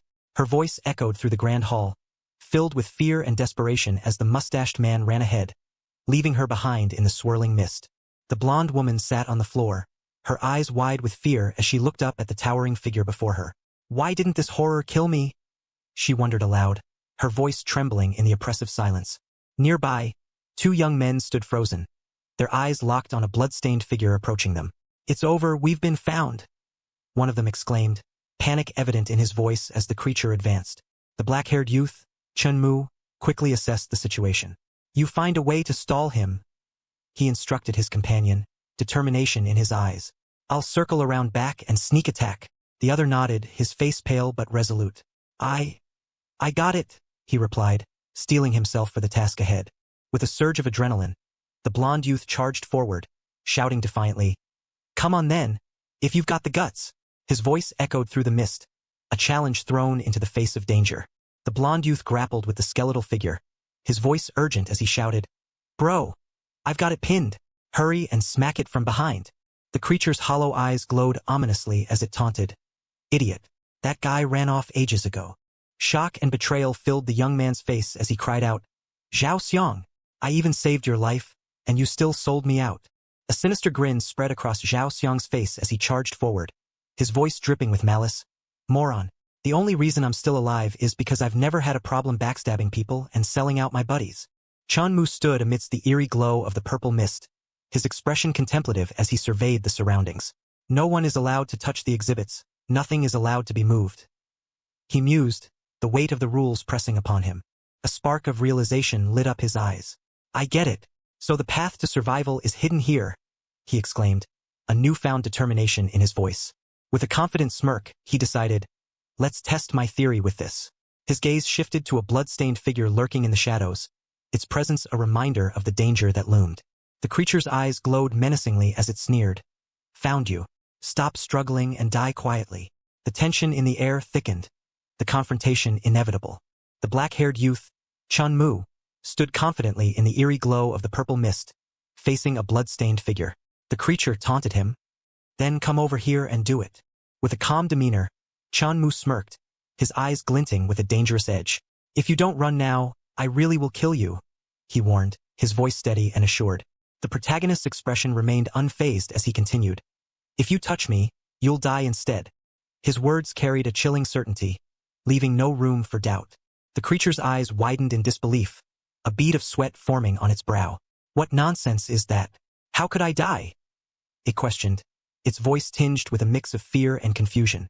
Chun Mu's eyes glinted with a knowing confidence as he declared, "The rules say that anyone who touches an exhibit gets executed." With a clever smirk, he continued, "And every unmoving object counts as an exhibit. So as long as I don't move, I am an exhibit." His expression turned challenging. "Still dare to lay a hand on me?" The blood-stained figure's eyes widened in shock, realizing, damn it, he actually saw through the rules in such a short time. Chun Mu stood confidently in the dimly lit hall, his eyes fixed on the blood-stained figure. The creature, realizing its plan had failed, muttered in frustration, "Looks like I can't use him to pad my numbers. I'd better hurry and look for someone else." The protagonist watched as the creature turned away, its form retreating into the shadows of the grand staircase. With a sigh of relief, he closed his eyes briefly, murmuring to himself, "Phew, looks like I was right." Suddenly, a hand clapped onto his shoulder, the unexpected touch sending a jolt through him. The protagonist's eyes widened in surprise as he exclaimed, "Who?" A young man with long hair stood beside him, holding a tray. "Your tea is ready, sir," he announced, his voice calm and composed. Chun Mu let out a breath, covering his face with his hand. "You scared me for a second. I thought I'd misread the way out," he admitted, relief evident in his tone. The server explained, "It's cold and damp here, so the butler was worried you might be freezing. He specially asked me to bring you some hot tea to warm you up." Chun Mu nodded appreciatively, taking the glass. "Got it. Thank him for me," he replied with a grateful smile. The server gestured with a gloved hand, mentioning, "The butler also said that if you get bored, you can withdraw from the game at any time." Chun Mu stood in the dimly lit hall, the purple mist swirling around him. The server, with glowing eyes, remained by his side, holding a tray. The protagonist smirked confidently, his eyes reflecting determination. "No need. I've already found the path to survival," he declared. Nearby, a red-haired woman watched from the shadows, her expression one of surprise. "I didn't expect that guy to be this strong," she thought, her eyes fixed on him. A blonde woman stood in the shadows, her eyes filled with determination. "If I can stick with him, I'm sure I'll make it out alive this time," she thought, clutching her dress tightly. With a swift motion, she dashed towards the protagonist, her voice echoing through the hall. "Handsome, I'm so scared." Her expression was a mix of fear and hope as she approached him. Looking up at him with pleading eyes, she asked, "Won't you protect me?" Her vulnerability was evident, seeking safety in his presence. The blonde woman looked up with pleading eyes, her voice trembling as she asked, "Won't you protect me?" Chun Mu, his expression firm, responded, "Instead of groveling at my feet, you'd be better off going back to that fatty." She reached out, desperation in her voice, Don't be so cold. I'll do anything. Our MC remained unmoved, advising, I'd suggest you hurry up and find a safe corner to hide in. I'd rather not get your blood splattered on my clothes. A young man with silver hair stood in the shadows, his eyes fixed on the scene before him. Damn it! I barely scraped through by backstabbing my own brothers, risking my neck the whole way, he thought, frustration evident in his expression. Chun Mu sat on a plush couch, the blonde woman clinging to him, her eyes pleading. The silver-haired observer watched them, his gaze intense. The silver-haired man frowned, his thoughts bitter. And he just gets to sit there looking relaxed while women throw themselves at him, he mused, his expression darkening. With a forced smile, he approached Chun Mu, gesturing openly. Hey bro, I can see you're pretty capable. How about the two of us team up? He suggested, trying to sound sincere. Chun Mu, unfazed, replied with a smirk. Then why don't you team up with this girl instead? At least you can keep each other warm. The silver-haired young man, with a confident grin, addressed the blonde woman. Miss, since that guy has no interest in us, come with me. Even if the sky falls, I'll be there to hold it up for you. Chun Mu, holding a glass, seemed unfazed by the situation. The blonde woman, her expression turning resolute, thought to herself. So he's made up his mind not to help me. Fine. She looked at the silver-haired youth, determination in her eyes. Then I'll trust you just this once, she declared, her voice steady. The sound of footsteps echoed through the dimly lit hall, as the two moved away, leaving the tension behind them. The sound of footsteps echoed sharply as a figure moved swiftly across the dimly lit floor. The blonde woman and the silver-haired young man turned abruptly, alarm flashing in their eyes. Watch out! The security guard is coming, she warned, her voice urgent. Follow me, quick, he urged, grabbing her arm with determination. Okay, she replied, her trust placed in his hands. Chun Mu watched them from the shadows, his expression unreadable. That woman is so naive. She's already been betrayed once and she can still trust someone this easily, he mused, observing their retreating figures. The grand hall stood silent, its opulent architecture bathed in a mysterious purple glow. A hand, pale and elegant, admired a watch, its surface gleaming under the dim light. The craftsmanship, the material, a voice mused, filled with appreciation. An older man with a mustache, his eyes glowing eerily, chuckled to himself. Truly worthy of being called a luxury item, he declared, his voice echoing in the vast space. A young man approached, his demeanor respectful. Butler, sir, the tea has been delivered, he announced, standing beside the seated elder. The older man with glowing eyes addressed the young man beside him, his voice firm. Have you spoken with the security guards? Mr. Chun is our honored guest. Those idiots had better not lay a hand on him. The young man, respectful and composed, responded confidently. Butler, sir. Mr. Chun has already found the path to survival. The butler's eyes widened in surprise, his hand moving to his forehead in disbelief. What did you say? The game just started and he's already found a shortcut to clear it. Regaining his composure, the butler nodded thoughtfully. It seems Mr. Chun is a man of great wisdom. I originally assumed that someone spending so lavishly was just trying to buy their way through the game with gifts, paying for their own life. The butler, with glowing eyes, pondered aloud about Chun Mu's capabilities. But with both courage and wit, does Mr. Chun really need to worry about surviving a low-level game like this? He mused, considering the young man's resourcefulness. Reflecting on his earlier judgments, the butler admitted, I was a small-minded man judging a noble soul. I've made up my mind. Mr. Chun will be my friend from this day on. His declaration left the young man beside him puzzled, question marks floating around his head. Determined to show his newfound respect, the butler instructed the young man. Go bring Mr. Chun a fruit platter right away, and bring a chair.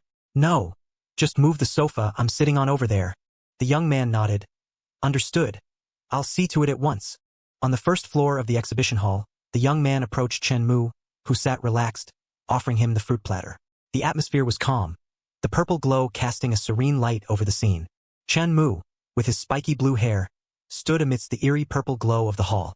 He inquired calmly, how much time is left until the game ends? A voice responded, 10 minutes. The young man, aware of the impending danger, thought to himself about the treacherous moment when horrors would strike as players relaxed. Nearby, a bloodied figure with glowing eyes warned his skeletal companion. Don't even think about it.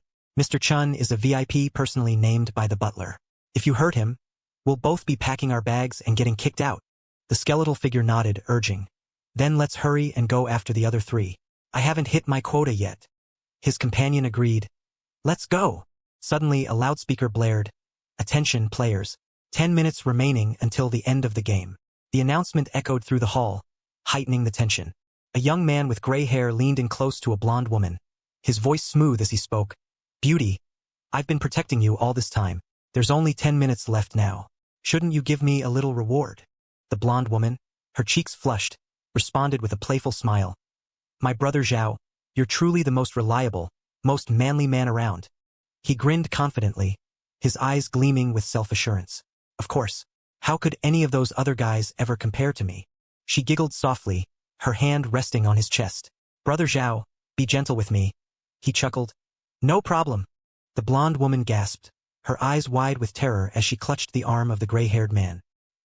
"Behind you, right behind you!" she screamed, her voice echoing in the dimly lit hall. The young man turned sharply, his expression shifting from confusion to alarm. "What is it?" he demanded, his voice tinged with urgency. Emerging from the shadows, a skeletal figure with glowing eyes and a blood-stained shirt loomed closer, its voice a chilling whisper. "Found you." Both the young man and the blonde woman screamed in unison, their faces contorted with fear as the skeletal figure advanced, its presence overwhelming in the eerie purple glow. The gray-haired young man urgently shouted, "Quick, help me hold it off," as he pushed the blonde woman aside, his face tense with determination. The blonde woman, her eyes wide with panic, screamed, "You bastard! Even you're abandoning me!" Her voice echoed in the dimly lit hall, filled with betrayal. She fell to the ground, trembling, as the skeletal figure loomed over her. "No, please, please don't kill me. I'll do anything for you," she pleaded desperately, her voice quivering. The skeletal figure, its eyes glowing ominously, leaned closer, its voice a chilling whisper. "Sorry. All I need is your life." The blonde woman gasped, her eyes wide with terror as the skeletal figure's grip tightened around her throat, the red glow intensifying around them. A digital clock on the wall suddenly reset, displaying 6 hours, its green numbers casting an eerie light. In a lavish room, a young man with spiky blue hair sat calmly, his expression unreadable. Beside him, a weary-looking man sighed in relief. "Phew, the game is finally over." A stout man with a thick mustache erupted in frustration. "Where's the justice? We were running for our lives back there, and he was sitting here having afternoon tea." The gray-haired young man, his expression tense, muttered, "We're all here doing the same horror mission. Why does he get to have it so easy?" Chun Mu, standing amidst the eerie purple glow, remarked calmly, "2 of them didn't make it. That's a 50% survival rate. Honestly, about what you'd expect." The room was filled with a tense silence as a distinguished man in a tuxedo announced, "The hide-and-seek game is now over. I hope you all had a good time." Chun Mu listened intently, his back to the others. The stout man with the mustache huffed in frustration. "Humph." Meanwhile, the gray-haired young man looked on with a mix of emotions. The distinguished man continued, "The Duke has prepared a banquet for all of you. Please follow me to the 2nd floor." As they ascended the grand staircase, the stout man with the mustache muttered to himself, "I've finally made it to this point. As long as I max out the Duke's favor, getting the death-heavy armor will be a sure thing." Chun Mu followed behind, his expression unreadable, while the distinguished man in a tuxedo led the way. They entered a lavish dining hall, the long table set with gleaming plates and glasses, casting reflections in the purple glow. The group paused at the entrance, taking in the opulence of the room. The distinguished man turned to face them, raising a finger as he addressed the group. "There are only 2 rules for the banquet. First, you must never act disrespectfully toward Duke William or his wife." Chun Mu listened intently, his gaze fixed on the speaker. The man continued, his eyes glowing ominously. "Second, you must finish all the food that Duke William serves you, or you will be punished." His words hung in the air, adding a layer of tension to the already charged atmosphere. The distinguished man gestured towards Chun Mu, indicating his seat next to Duke William. The young man with spiky blue hair nodded, expressing his gratitude. As everyone settled into their places, the room filled with an air of anticipation. The gray-haired young man and the stout man with the mustache sat nearby, their expressions a mix of curiosity and apprehension. A couple, elegantly dressed and exuding an aura of authority, entered the room. The man, with a confident smile, welcomed everyone warmly, his partner by his side. The guests, including Chun Mu, watched as the couple took their seats at the head of the table, setting the stage for the evening's events.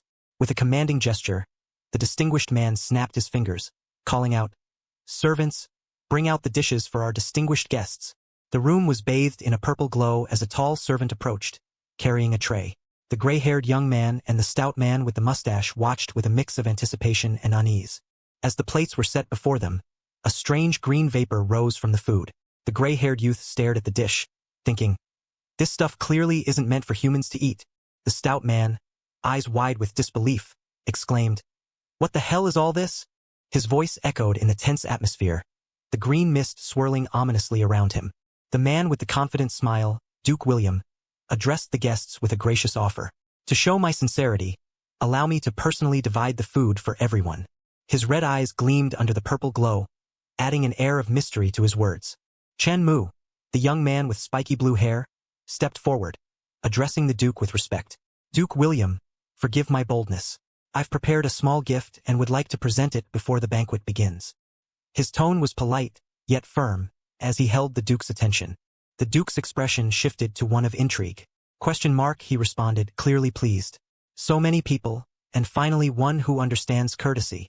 His smile widened, a rare warmth in his otherwise enigmatic demeanor. As Chun Mu presented his gift, the Duke's eyes sparkled with interest. "A spatial ring, no less?" he remarked, clearly impressed by the offering. The atmosphere in the room shifted, the tension easing slightly as the Duke's approval became evident. The elegantly dressed couple, Duke William and Lady Emily, sat at the table, their attention drawn to the two wooden boxes placed before them. The room's purple glow highlighted their expressions of curiosity. Chun Mu stepped forward confidently. "Duke William, Lady Emily, please accept these," he said, gesturing towards the boxes with a polite smile. The Duke examined the boxes closely, noting their ordinary appearance. "The boxes look ordinary enough. Probably nothing too expensive," he thought, his fingers brushing the surface. His expression shifted to one of disdain as he muttered under his breath. "Humans really don't know their place." Chun Mu stood confidently as the Duke's eyes widened in shock. "This is a limited edition zombie Denton?" the Duke exclaimed, his voice filled with disbelief. Beside him, Lady Emily's eyes sparkled with delight as she gazed at the contents of the box. "Wow, that's the Fallen Mall's crystal necklace, and it's the one I always wanted but could never bring myself to buy," she said, her voice brimming with excitement. Chun Mu smiled warmly, addressing the couple. "I hope the Duke and Madame will be so kind as to accept these little gifts," he said, his tone respectful and sincere. The Duke, regaining his composure, responded graciously. "You're far too kind, Mr. Chun. Emily, you personally will handle Mr. Chen's portion of food," he instructed, his demeanor now one of genuine appreciation. Chun Mu, with his spiky blue hair, smiled confidently. "I'll be in your care, madam," he said, his tone respectful yet assured. The elegantly dressed woman with striking red eyes clapped her hands together, her expression one of delight. "Someone, serve Mr. Chun the fruit cake," she commanded, her voice echoing with authority. A startled man at the table exclaimed, "What the hell? You can do that?"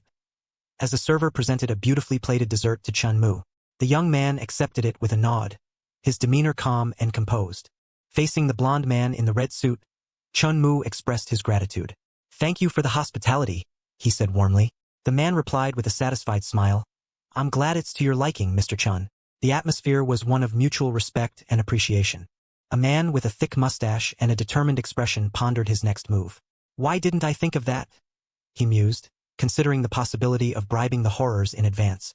"I can just hand my ghost coins straight to the Duke."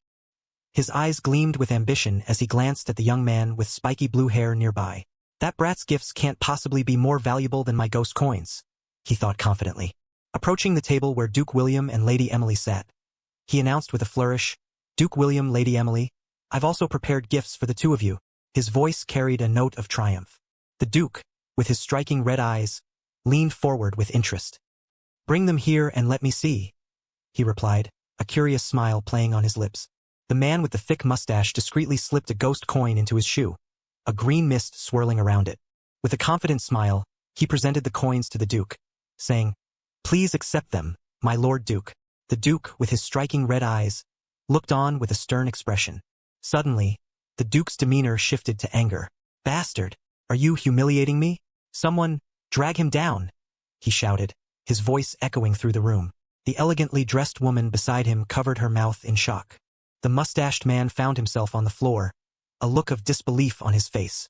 "My Lord Duke, these are ghost coins. Aren't they more valuable than that brat's junk?" he protested, but his words fell on deaf ears as a figure loomed over him. The blonde man in the red suit smirked, displaying a watch on his wrist. The watch Mr. Chun gave me is worth 1 million ghost coins. Your little stash isn't even fit to polish my shoes, he declared, his red eyes gleaming with satisfaction. The mustached man, now being dragged away, looked up in shock. 1 million ghost coins. How does that kid have that kind of money? He muttered, disbelief etched on his face. Nearby, a green-eyed youth watched the scene unfold, a sly grin spreading across his face. So he's loaded. If I can steal his fortune, I'll be living it up in this apocalypse, he thought, his gaze shifting to the blue-haired young man standing calmly beside him. Chun Mu, with his spiky blue hair, stood across from the blonde man, who offered a conciliatory smile. My apologies for the scene, Mr. Chun. Let's continue, he said. Chun Mu nodded, his expression relaxed. No problem, he replied, the tension in the room easing as they resumed their conversation. The blonde woman in the red dress leaned forward, her eyes glinting with curiosity. By the way, is he your friend? Do you want me to show him any mercy? She asked, gesturing towards the green-eyed youth. Chun Mu, with his spiky blue hair, replied calmly. No, I don't know him. The green-eyed youth smirked, seemingly unfazed by the exchange. The blonde man with striking red eyes nodded, his expression serious. Understood, he said, acknowledging Chun Mu's response. With a sly grin, the man in the red suit leaned closer, his voice dripping with mockery. Sir, please enjoy your meal, and remember to finish every last bite, he instructed, his red eyes gleaming with a hint of menace. The green-eyed youth, now visibly agitated, glared at the dish before him, a green mist swirling ominously above it. Damn you, Chen, one word from you could have saved me, and you just watched me fall into this pit, he exclaimed, frustration etched across his face. The green-eyed youth clenched a knife in his hand, his voice dripping with venom. Fine, enjoy it while you can. Once we're out of this instance, you're dead meat, he threatened, his grip tightening.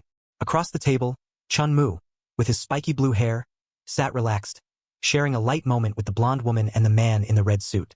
Their laughter filled the room, creating a stark contrast to the tension nearby. The green-eyed youth glared at his plate, the green mist swirling ominously above it. Laugh. Go on and laugh while you still can, he muttered, his frustration evident as he reluctantly took a bite. Suddenly, a figure in a tuxedo appeared beside him, his eyes glowing eerily. Thank you both for joining us. This mission is now complete, and the two of you are free to leave, the figure announced, his presence commanding attention. The youth, caught off guard, choked slightly on his food, his earlier bravado momentarily forgotten. Chun Mu, with his spiky blue hair, stood beside the blonde man and woman, acknowledging their hosts. Our thanks to Duke William and Lady Emily for their generous hospitality, he said, his tone respectful. The green-eyed youth, standing nearby, clutched his stomach, visibly uncomfortable. The green-eyed youth turned, his face twisted with anger and sweat beading on his forehead. His eyes burned with resentment as he glared back at the group. The blonde man leaned towards Chun Mu, his expression serious. Mr. Chun, that man ahead of you bears a strong grudge against you. Shall I have someone take care of him? He offered, his voice low and conspiratorial. Chun Mu smiled, his demeanor relaxed. I appreciate the thought, but there's no need. My men are already waiting outside to deal with him, he replied confidently, a hint of amusement in his eyes. The blonde man, his red eyes wide with surprise, exclaimed, He actually has subordinates. It's time to bring out that treasure to improve our friendship. Facing Chun Mu, he continued with a smile, Mr. Chun, I have a ghost general grade treasure I'd like your opinion on, if you have the time. Chun Mu, with a confident grin, replied, It would be my honor to lay eyes on a ghost general grade treasure. His thoughts revealed his anticipation. I've waited so long, he's finally taken the bait. The man gestured invitingly. Please come with me, Mr. Chen. As a woman with striking red eyes stood beside him, observing the exchange.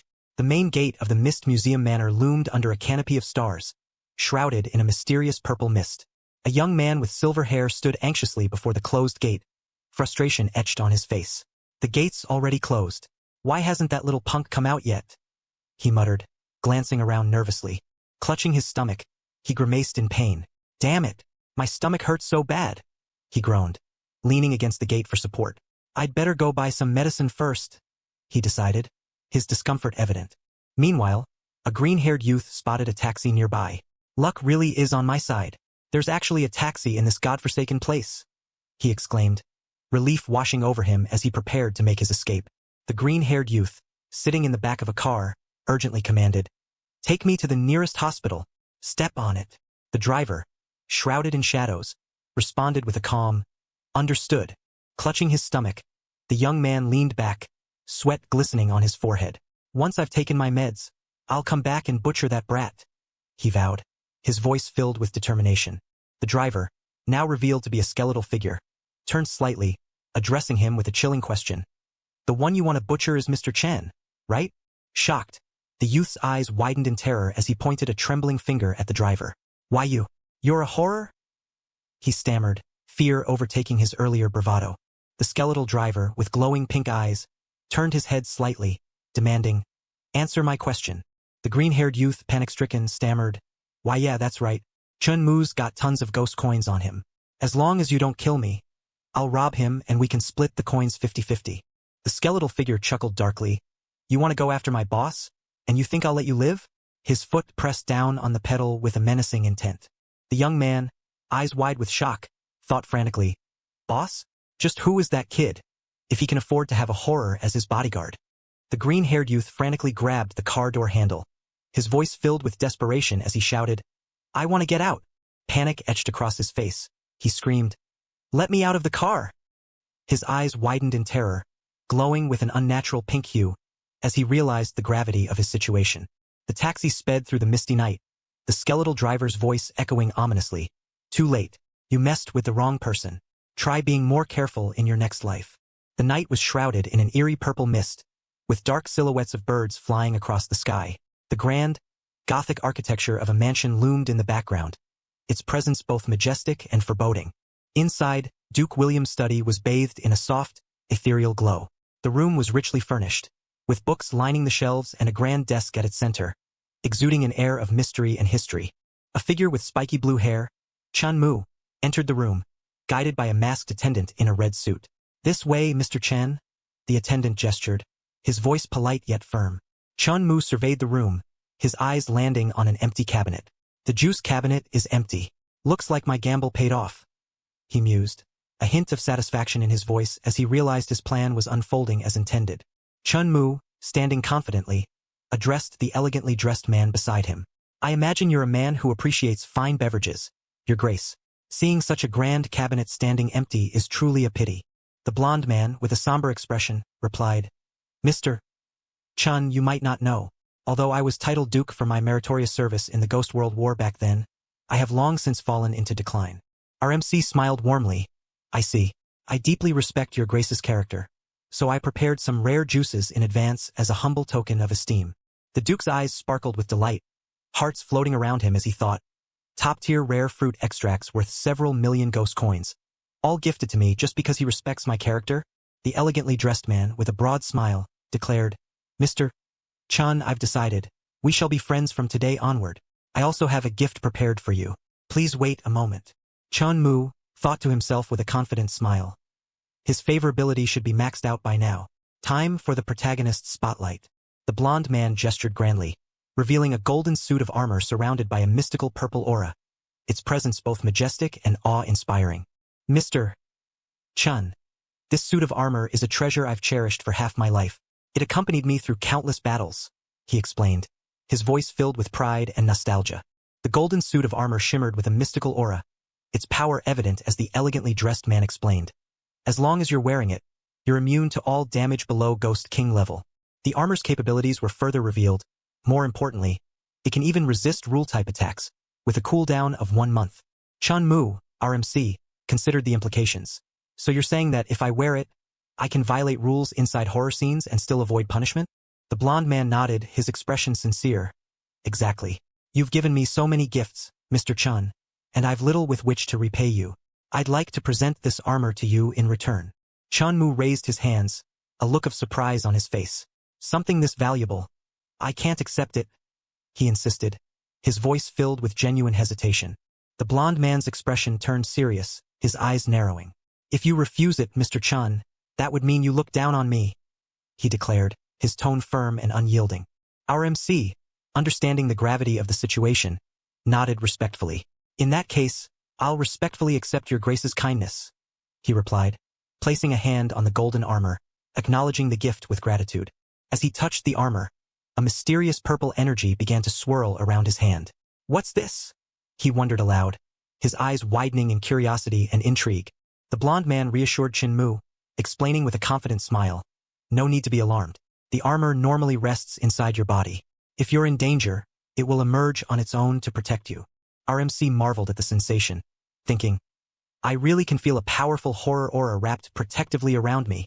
Facing the elegantly dressed man, he expressed his gratitude.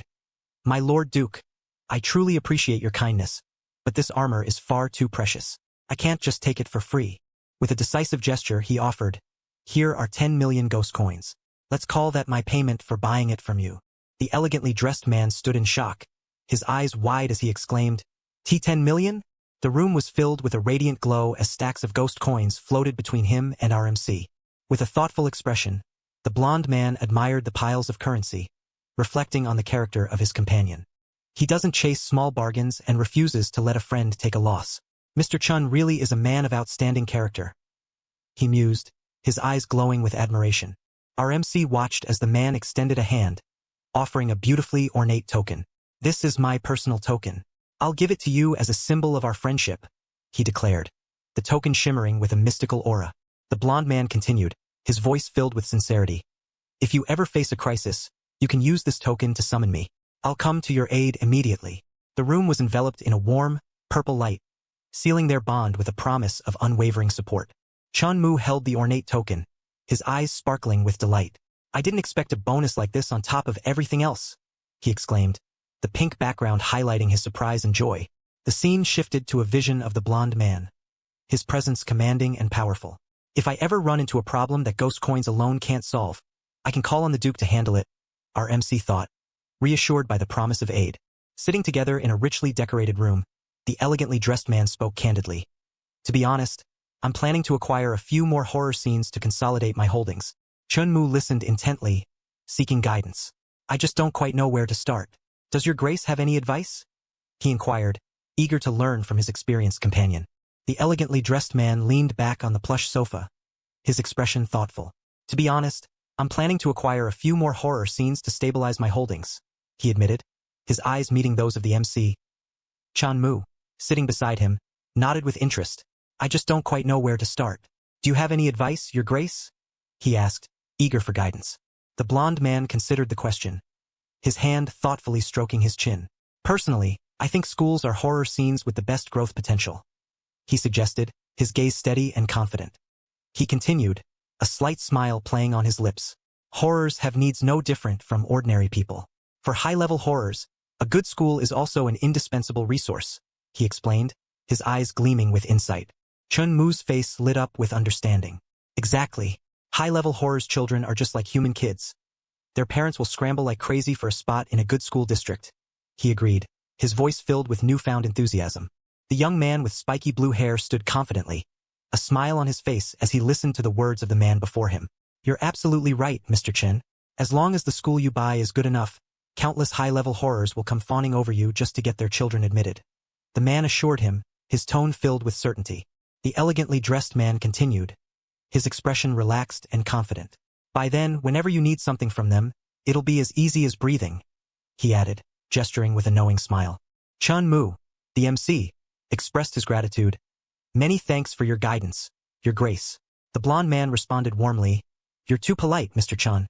We're friends. This is the least I can do." Their camaraderie was evident in their easy exchange. As the conversation drew to a close, Chun Mu stood up, acknowledging the late hour. "It's getting late, so I'll stop disturbing you and Madam's rest," he said, his voice respectful and considerate, as he prepared to take his leave. The blond man suggested, "The road from here is long. Why don't you stay the night and head back tomorrow morning?" Chun Mu, the MC, smiled appreciatively. "I truly appreciate your kindness, but there are still some urgent matters I need to handle," he replied, his tone polite yet firm. Outside, the main gate of the Mist Museum Manor loomed under the starry sky, its grand structure shrouded in an ethereal mist. A figure with a skeletal face stood by a car, its headlights casting a beam of light towards the entrance. Chun Mu and a woman in a red dress stood together, their forms illuminated by the glow. The woman addressed him with a gentle reminder. "Mr. Chan, the mountain is shrouded in mist. Please be careful on your way back." He nodded, gratitude evident in his expression. Thank you for the reminder, madam, he said warmly, acknowledging her concern. The elegantly dressed woman extended her hand, offering a card. And if you and His Grace ever feel like going shopping, you can use this card, she suggested, her tone light and inviting. Her eyes sparkled with excitement as she exclaimed, "Wow, that's a Fallen Mall black gold card." The card gleamed in the dim light, its prestige evident. The MC chuckled softly. "The limit isn't that high. I hope you won't mind, madam," he said with a modest smile. She responded warmly, "Mr. Chun, you're far too kind," her admiration clear. As Chun Mu turned to leave, the woman watched him go, her thoughts lingering. "Handsome and rich. I really could fall for him," she mused, hearts floating around her as she gazed at the starry sky. Under the starry sky, a skeletal figure stood by the car, addressing Chun Mu. "Boss, I've already taken care of that thug just like you ordered," the figure reported, its voice steady and assured. The MC nodded, acknowledging the completion of the task. As he settled into the car, Chun Mu's expression softened. "Nicely done," he remarked, his tone carrying a hint of satisfaction. Inside the vehicle, the skeletal driver turned to him, inquiring, "Boss, where to next?" The young man leaned back, a hint of weariness in his eyes. "We're paying a visit to the midnight canteen," he replied, his voice calm and composed. The skeletal figure gripped the steering wheel, enthusiasm evident in its response. "Got it, boss," it exclaimed, ready to follow the next command. The car sped through the misty night, its headlights cutting through the fog as it raced down the deserted road. Arriving at the midnight canteen, the vehicle came to a halt. The entrance was bustling with staff, their silhouettes visible through the glass doors. A large man stood outside, his expression stern as he addressed a woman with bowed head. "Sir, we cannot accept your acquisition proposal," she stated, her voice tinged with apprehension. In response, the man stomped his foot with force, the ground cracking beneath him. "Just a shabby little canteen, and you dare compete with my 5-star hotel?" he scoffed, his disdain evident. Chun Mu entered the room, his presence commanding attention. A blonde woman quickly approached him, relief evident in her voice. "Boss, you're finally here. Someone's here making trouble," she exclaimed. The large man beside her, his expression stern, turned to face the MC. The young man, his expression serious, asked, "What's going on?" The woman, standing beside him, looked concerned as they stood near the staircase. The large man crossed his arms, his gaze fixed on Chun Mu. "So you're the human who bought the midnight canteen?" he questioned, his tone challenging. The blonde woman leaned closer to Chun Mu, whispering urgently, "He's the owner of the 5-star hotel next door. He's been trying to buy our canteen for cheap and has already come several times." Her words were filled with caution as she explained the situation. The large man sneered at Chun Mu, his voice dripping with contempt. "A weak little human daring to do business with horrors? You must be tired of living." The MC stood firm, unfazed by the taunt, while the blonde woman watched anxiously from the side. Chun Mu's lips curled into a confident smile. "Your strength might be nothing special, but your big talk sure isn't," he retorted, his tone sharp and unwavering. The large man, undeterred, pointed a finger at him. "I'll pay 30,000 ghost coins for this canteen. If you won't sell, don't blame me for what happens." His threat hung in the air, heavy with menace. The blonde woman gasped, her eyes wide with disbelief. 30,000? "Keep dreaming," she exclaimed, her voice a mix of defiance and incredulity. Chun Mu stood at the forefront, surrounded by his staff, their expressions a mix of defiance and determination. The large man faced them, his voice booming with accusation. "How is this any different from robbery?" he challenged, his eyes narrowing. The blonde woman beside the MC retorted sharply, "You're just here to cause trouble." The large man, undeterred by their resistance, smirked with arrogance. "What, you got a problem with that? I'm Ghost Commander level. You lowly horror rabble think you can lay a hand on me?" His aura flared with a menacing energy, casting an ominous glow around him. Crossing his arms, he continued with a sneer, "The only reason I didn't buy this place earlier was because your previous boss was also Ghost Commander level." His confidence was palpable, as if he believed his power was unmatched. With a dismissive wave, he added, "But now it belongs to a frail little human who can't even kill a chicken. Crushing him would be as easy as crushing an ant." His fist clenched tightly, the threat hanging heavily in the air as he glared at Chun Mu. Chun Mu raised his hand, his expression calm yet firm. "I'll count to 3. If you're not gone by then, I won't hold back," he declared, his voice steady and unwavering. The large man sneered, his face twisted with mockery. "What's a human like you going to do to me? Jump up and smash my kneecaps?" he taunted, his laughter echoing in the room. Without hesitation, the man unleashed a burst of dark energy, his voice filled with rage. "Brat, go to hell!" he shouted, the attack surging towards the MC. The blonde woman watched in horror, her eyes wide with fear. "Boss!" she cried out, her voice a mix of panic and desperation. Chun Mu stood resolute, his blue hair catching the light as he faced the oncoming threat. A powerful knight, clad in shining armor, emerged with a burst of energy, the air crackling around him. The large man staggered back, a cry of pain escaping his lips as the force struck him, sending him reeling across the room. The MC smirked, his confidence unshaken. "That all you've got?" he taunted, his voice dripping with disdain. "You're just some piece of trash who barely made it to Ghost Commander level, and you dare come show off in front of me?" The large man staggered, disbelief etched across his face. That's impossible. How can a normal human block my attack?" he muttered, his voice tinged with shock. Regaining his composure, he smirked, trying to rationalize the situation. "If you can take my punch, you must be wearing some kind of defensive gear," he accused, his eyes narrowing suspiciously. He stepped forward, challenging the MC. "If you've got guts, ditch the gear and fight me fair and square," he demanded, his voice echoing in the room. Chun Mu, unfazed, met his gaze with a calm defiance. "A ghost actually asking a human to fight you barehanded? You still have the face to say fair and square?" he retorted, a hint of amusement in his voice. Chun Mu faced the large man, his expression unwavering. "You may not care about your dignity, but I do," he stated, his voice calm yet firm. The room was tense, the air thick with anticipation. With a confident smile, the MC revealed a shimmering token in his hand. "This token doesn't count as gear, does it?" he asked, his tone light yet challenging. The token glowed with a vibrant energy, swirling with power as it hovered above his palm. The air crackled with intensity, the force of the token undeniable. The large man's eyes widened in shock, recognition dawning on his face. "That's Duke William's personal token?" he exclaimed, his voice a mix of disbelief and fear. The large man stared at the MC, disbelief etched across his face. "A human actually has that token? Who on earth is he?" he exclaimed, his voice filled with shock. Chun Mu, holding the glowing token, smirked confidently. "Boss too. I'm not very good at using this thing. How about you teach me?" he suggested, his tone both challenging and playful.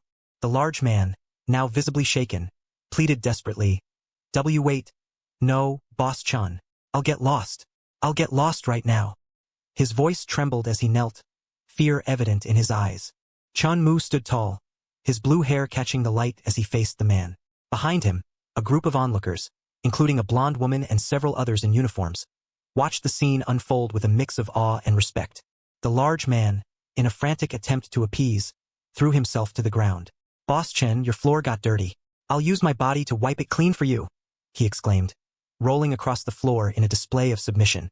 Observing the spectacle, the blonde woman and a chef exchanged glances of disbelief. "My God, Boss can tank a Ghost Commander's punch and has a Ghost General's personal token on top of that," she remarked, her voice filled with admiration. Chun Mu, a confident smile on his face, seemed unfazed by the chaos around him. The chef, with a wide grin, gave a thumbs up to Chun Mu. "Boss, you're the most impressive human I've ever seen," he exclaimed, admiration clear in his voice. The protagonist stood confidently beside him, a slight smile playing on his lips. Nearby, the blonde woman approached, concern etched on her face. "Boss, are you really just going to let him go? What if he secretly causes trouble for us later?" she questioned, glancing at the large man who was scrambling away. Chun Mu remained calm, his expression thoughtful. As the man attempted to make his escape, Chun Mu's voice cut through the air. "Hold it," he commanded, his gaze fixed on the retreating figure. The man froze, his body tense with fear. Turning slowly, the large man looked back, his face a mask of anxiety. "Boss Chun, do you have any other instructions?" he stammered, his voice trembling as he awaited further orders. Chun Mu stood with his back to the large man, his expression unreadable. "You run a hotel, right? I'm actually a bit interested," he remarked, his tone casual yet firm. The large man, eyes wide with surprise, nodded nervously. Chun Mu turned slightly, his gaze piercing. "In that case, I'm willing to transfer all my hotels to you at a low price, as long as you spare my life," the man offered desperately, his voice trembling with fear. A slight smile played on Chun Mu's lips. "Since you're at least somewhat smart, I won't take advantage of you. We'll do it at market price," he replied, his tone almost amused. The large man, overwhelmed with relief, clasped his hands together in gratitude. "Thank you, Boss Chun. Thank you, Boss Chun," he exclaimed, his face lighting up with a mix of joy and relief. The large man, holding a contract, approached with a nervous smile. "Please sign here, Boss Chun," he requested, extending the document towards the protagonist. With a steady hand, Chun Mu signed the paper, the sound of the pen scratching against the surface echoing in the room. Relieved, the large man grinned widely. "Thank you, Boss Chun. I'll be going now," he exclaimed, backing away with a grateful nod. Chun Mu turned to the blonde woman beside him, handing her the contract. "Turn that hotel into a branch of the canteen," he instructed. She nodded, her expression one of determination. "Yes, boss," she replied confidently. In a brightly lit room, Chun Mu leaned back in his chair, addressing the blonde woman and the chef. "How are today's numbers? Did we lose money again?" he inquired, his tone casual yet curious. The blonde woman turned towards him, her face lighting up with excitement. "Boss, not only did we not lose money, we earned 200,000, she announced, her voice filled with enthusiasm. Chun Mu's eyes widened in surprise, his expression shifting to one of disbelief. "What? It's only been a day. How did we go from negative to positive so fast?" he exclaimed, clearly astonished by the rapid turnaround. The blonde woman gestured towards the chef beside her, a smile on her lips. "Boss, it's all thanks to this chef and her new dishes," she explained, acknowledging the chef's contribution with a nod of appreciation. The chef greeted Chun Mu with a warm smile, her voice cheerful as she said, "Hello, boss." The protagonist, seated comfortably, returned her greeting with a nod, while the blonde woman stood nearby, observing the interaction. The blonde woman, filled with enthusiasm, explained the success of the new dish. The cold dish she developed, ghost honey lung slices, has a flavor that horrors absolutely love, so the moment we put it on the menu, customers snatched it up and we sold out, she announced, her eyes sparkling with excitement. Chun Mu, intrigued, questioned the chef about the dish. "Ghost honey lung slices? Wasn't that supposed to be the future signature dish of the Midnight Hotel?" he asked, a hint of surprise in his voice. The chef nodded, confirming his thoughts, while the blonde woman smiled knowingly. Chun Mu's expression turned contemplative as he pondered aloud. Why did it show up this early? His mind raced with possibilities, trying to understand the unexpected timing of the dish's success. The protagonist looked at the chef with curiosity. "Did you just come up with this dish?" he asked, his tone filled with genuine interest. The chef shook her head, a gentle smile on her face. No, I actually figured it out a long time ago," she replied, her voice calm and reassuring. She continued, her expression turning more serious. "It's just that the previous boss was a total slave driver. He only made us work without paying us, so I kept the recipe to myself until now," she explained, recalling the past with a hint of bitterness. Her demeanor softened as she looked at him gratefully. "Boss, you're different. You didn't exploit me, and you even made up all the wages I was owed," she exclaimed, her eyes filled with appreciation for the protagonist's fairness. The chef, surrounded by floating bills, expressed her determination. "So I wanted to do everything I could to bring some profits to the canteen," she declared, her face beaming with pride. Chun Mu leaned back with a thoughtful expression. "But if customer numbers skyrocket, won't you all lose your rest time?" he inquired, a hint of concern in his voice. The blonde woman and the chef exchanged puzzled glances. "Rest? What's that?" the chef asked, genuinely confused. "Horrors all work 24 hours a day, don't they?" the blonde woman added, her tone equally perplexed. Chun Mu sighed, rubbing his forehead in contemplation. "Manager Lee, gather all the staff. I'm going to hold a meeting," he instructed, his decision firm. "Yes, boss," the blonde woman replied, ready to assist. In the dimly lit room, Chun Mu stood before a gathering of staff, his presence commanding attention. "Is everyone here?" he asked, his voice echoing slightly in the quiet space. The group, a mix of chefs and servers, nodded in response, their expressions attentive. The protagonist raised a finger, a smile playing on his lips. "To thank you all for your hard work at the Midnight Canteen, I've decided to introduce a new employee benefit system," he announced, his tone filled with appreciation. A young woman with short blue hair looked puzzled. "Benefits? What's that? Can you eat it?" she questioned, her curiosity genuine. Beside her, a red-haired chef added, "Boss already pays us wages. Why would he give us benefits on top of that?" Their confusion was evident as they exchanged glances. Another staff member, with dark hair and a skeptical expression, chimed in, "Yeah, exactly. With both wages and benefits, we're taking all the advantages. What does the boss get out of it?" Chun Mu listened, his expression thoughtful as he considered their concerns. Chun Mu stood with a bemused expression, realizing the depth of the staff's exploitation. They've been exploited so long they've started gaslighting themselves, he thought, a bead of sweat forming on his brow. The blonde woman beside him raised her hand, commanding attention. Quiet. Let the boss finish, she instructed, her voice firm yet respectful. With a confident flick of his fingers, the protagonist snapped, the sound echoing through the room. The staff watched in awe as he presented them with a new opportunity. This Fallen Mall shopping card is your benefit package from me, he announced, holding up the card. The group, a mix of chefs and servers, looked on with a mix of surprise and gratitude. The protagonist held up the card, explaining its value. It has 5,000 ghost coins on it. From now on, every month I'll top it up with another 1,000 ghost coins, he declared, his voice steady and reassuring. A young woman with short blue hair gasped, her eyes wide with disbelief. My God, Fallen Mall? That's a luxury mall I'd never dare step into even if I worked myself to the bone my whole life, she exclaimed, clutching the card tightly. Nearby, a red-haired chef was overcome with emotion, tears welling up in his eyes. Sob. I have to go tell my mom I'm not a useless loser, he cried, his voice filled with newfound determination. The blonde woman, standing beside Chun Mu, beamed with gratitude. Boss, you're being way too good to us, she said, her admiration evident as the protagonist smiled warmly, pleased with their reactions. Chun Mu, with a confident smile, raised his hand to calm the excitement. Don't get excited yet.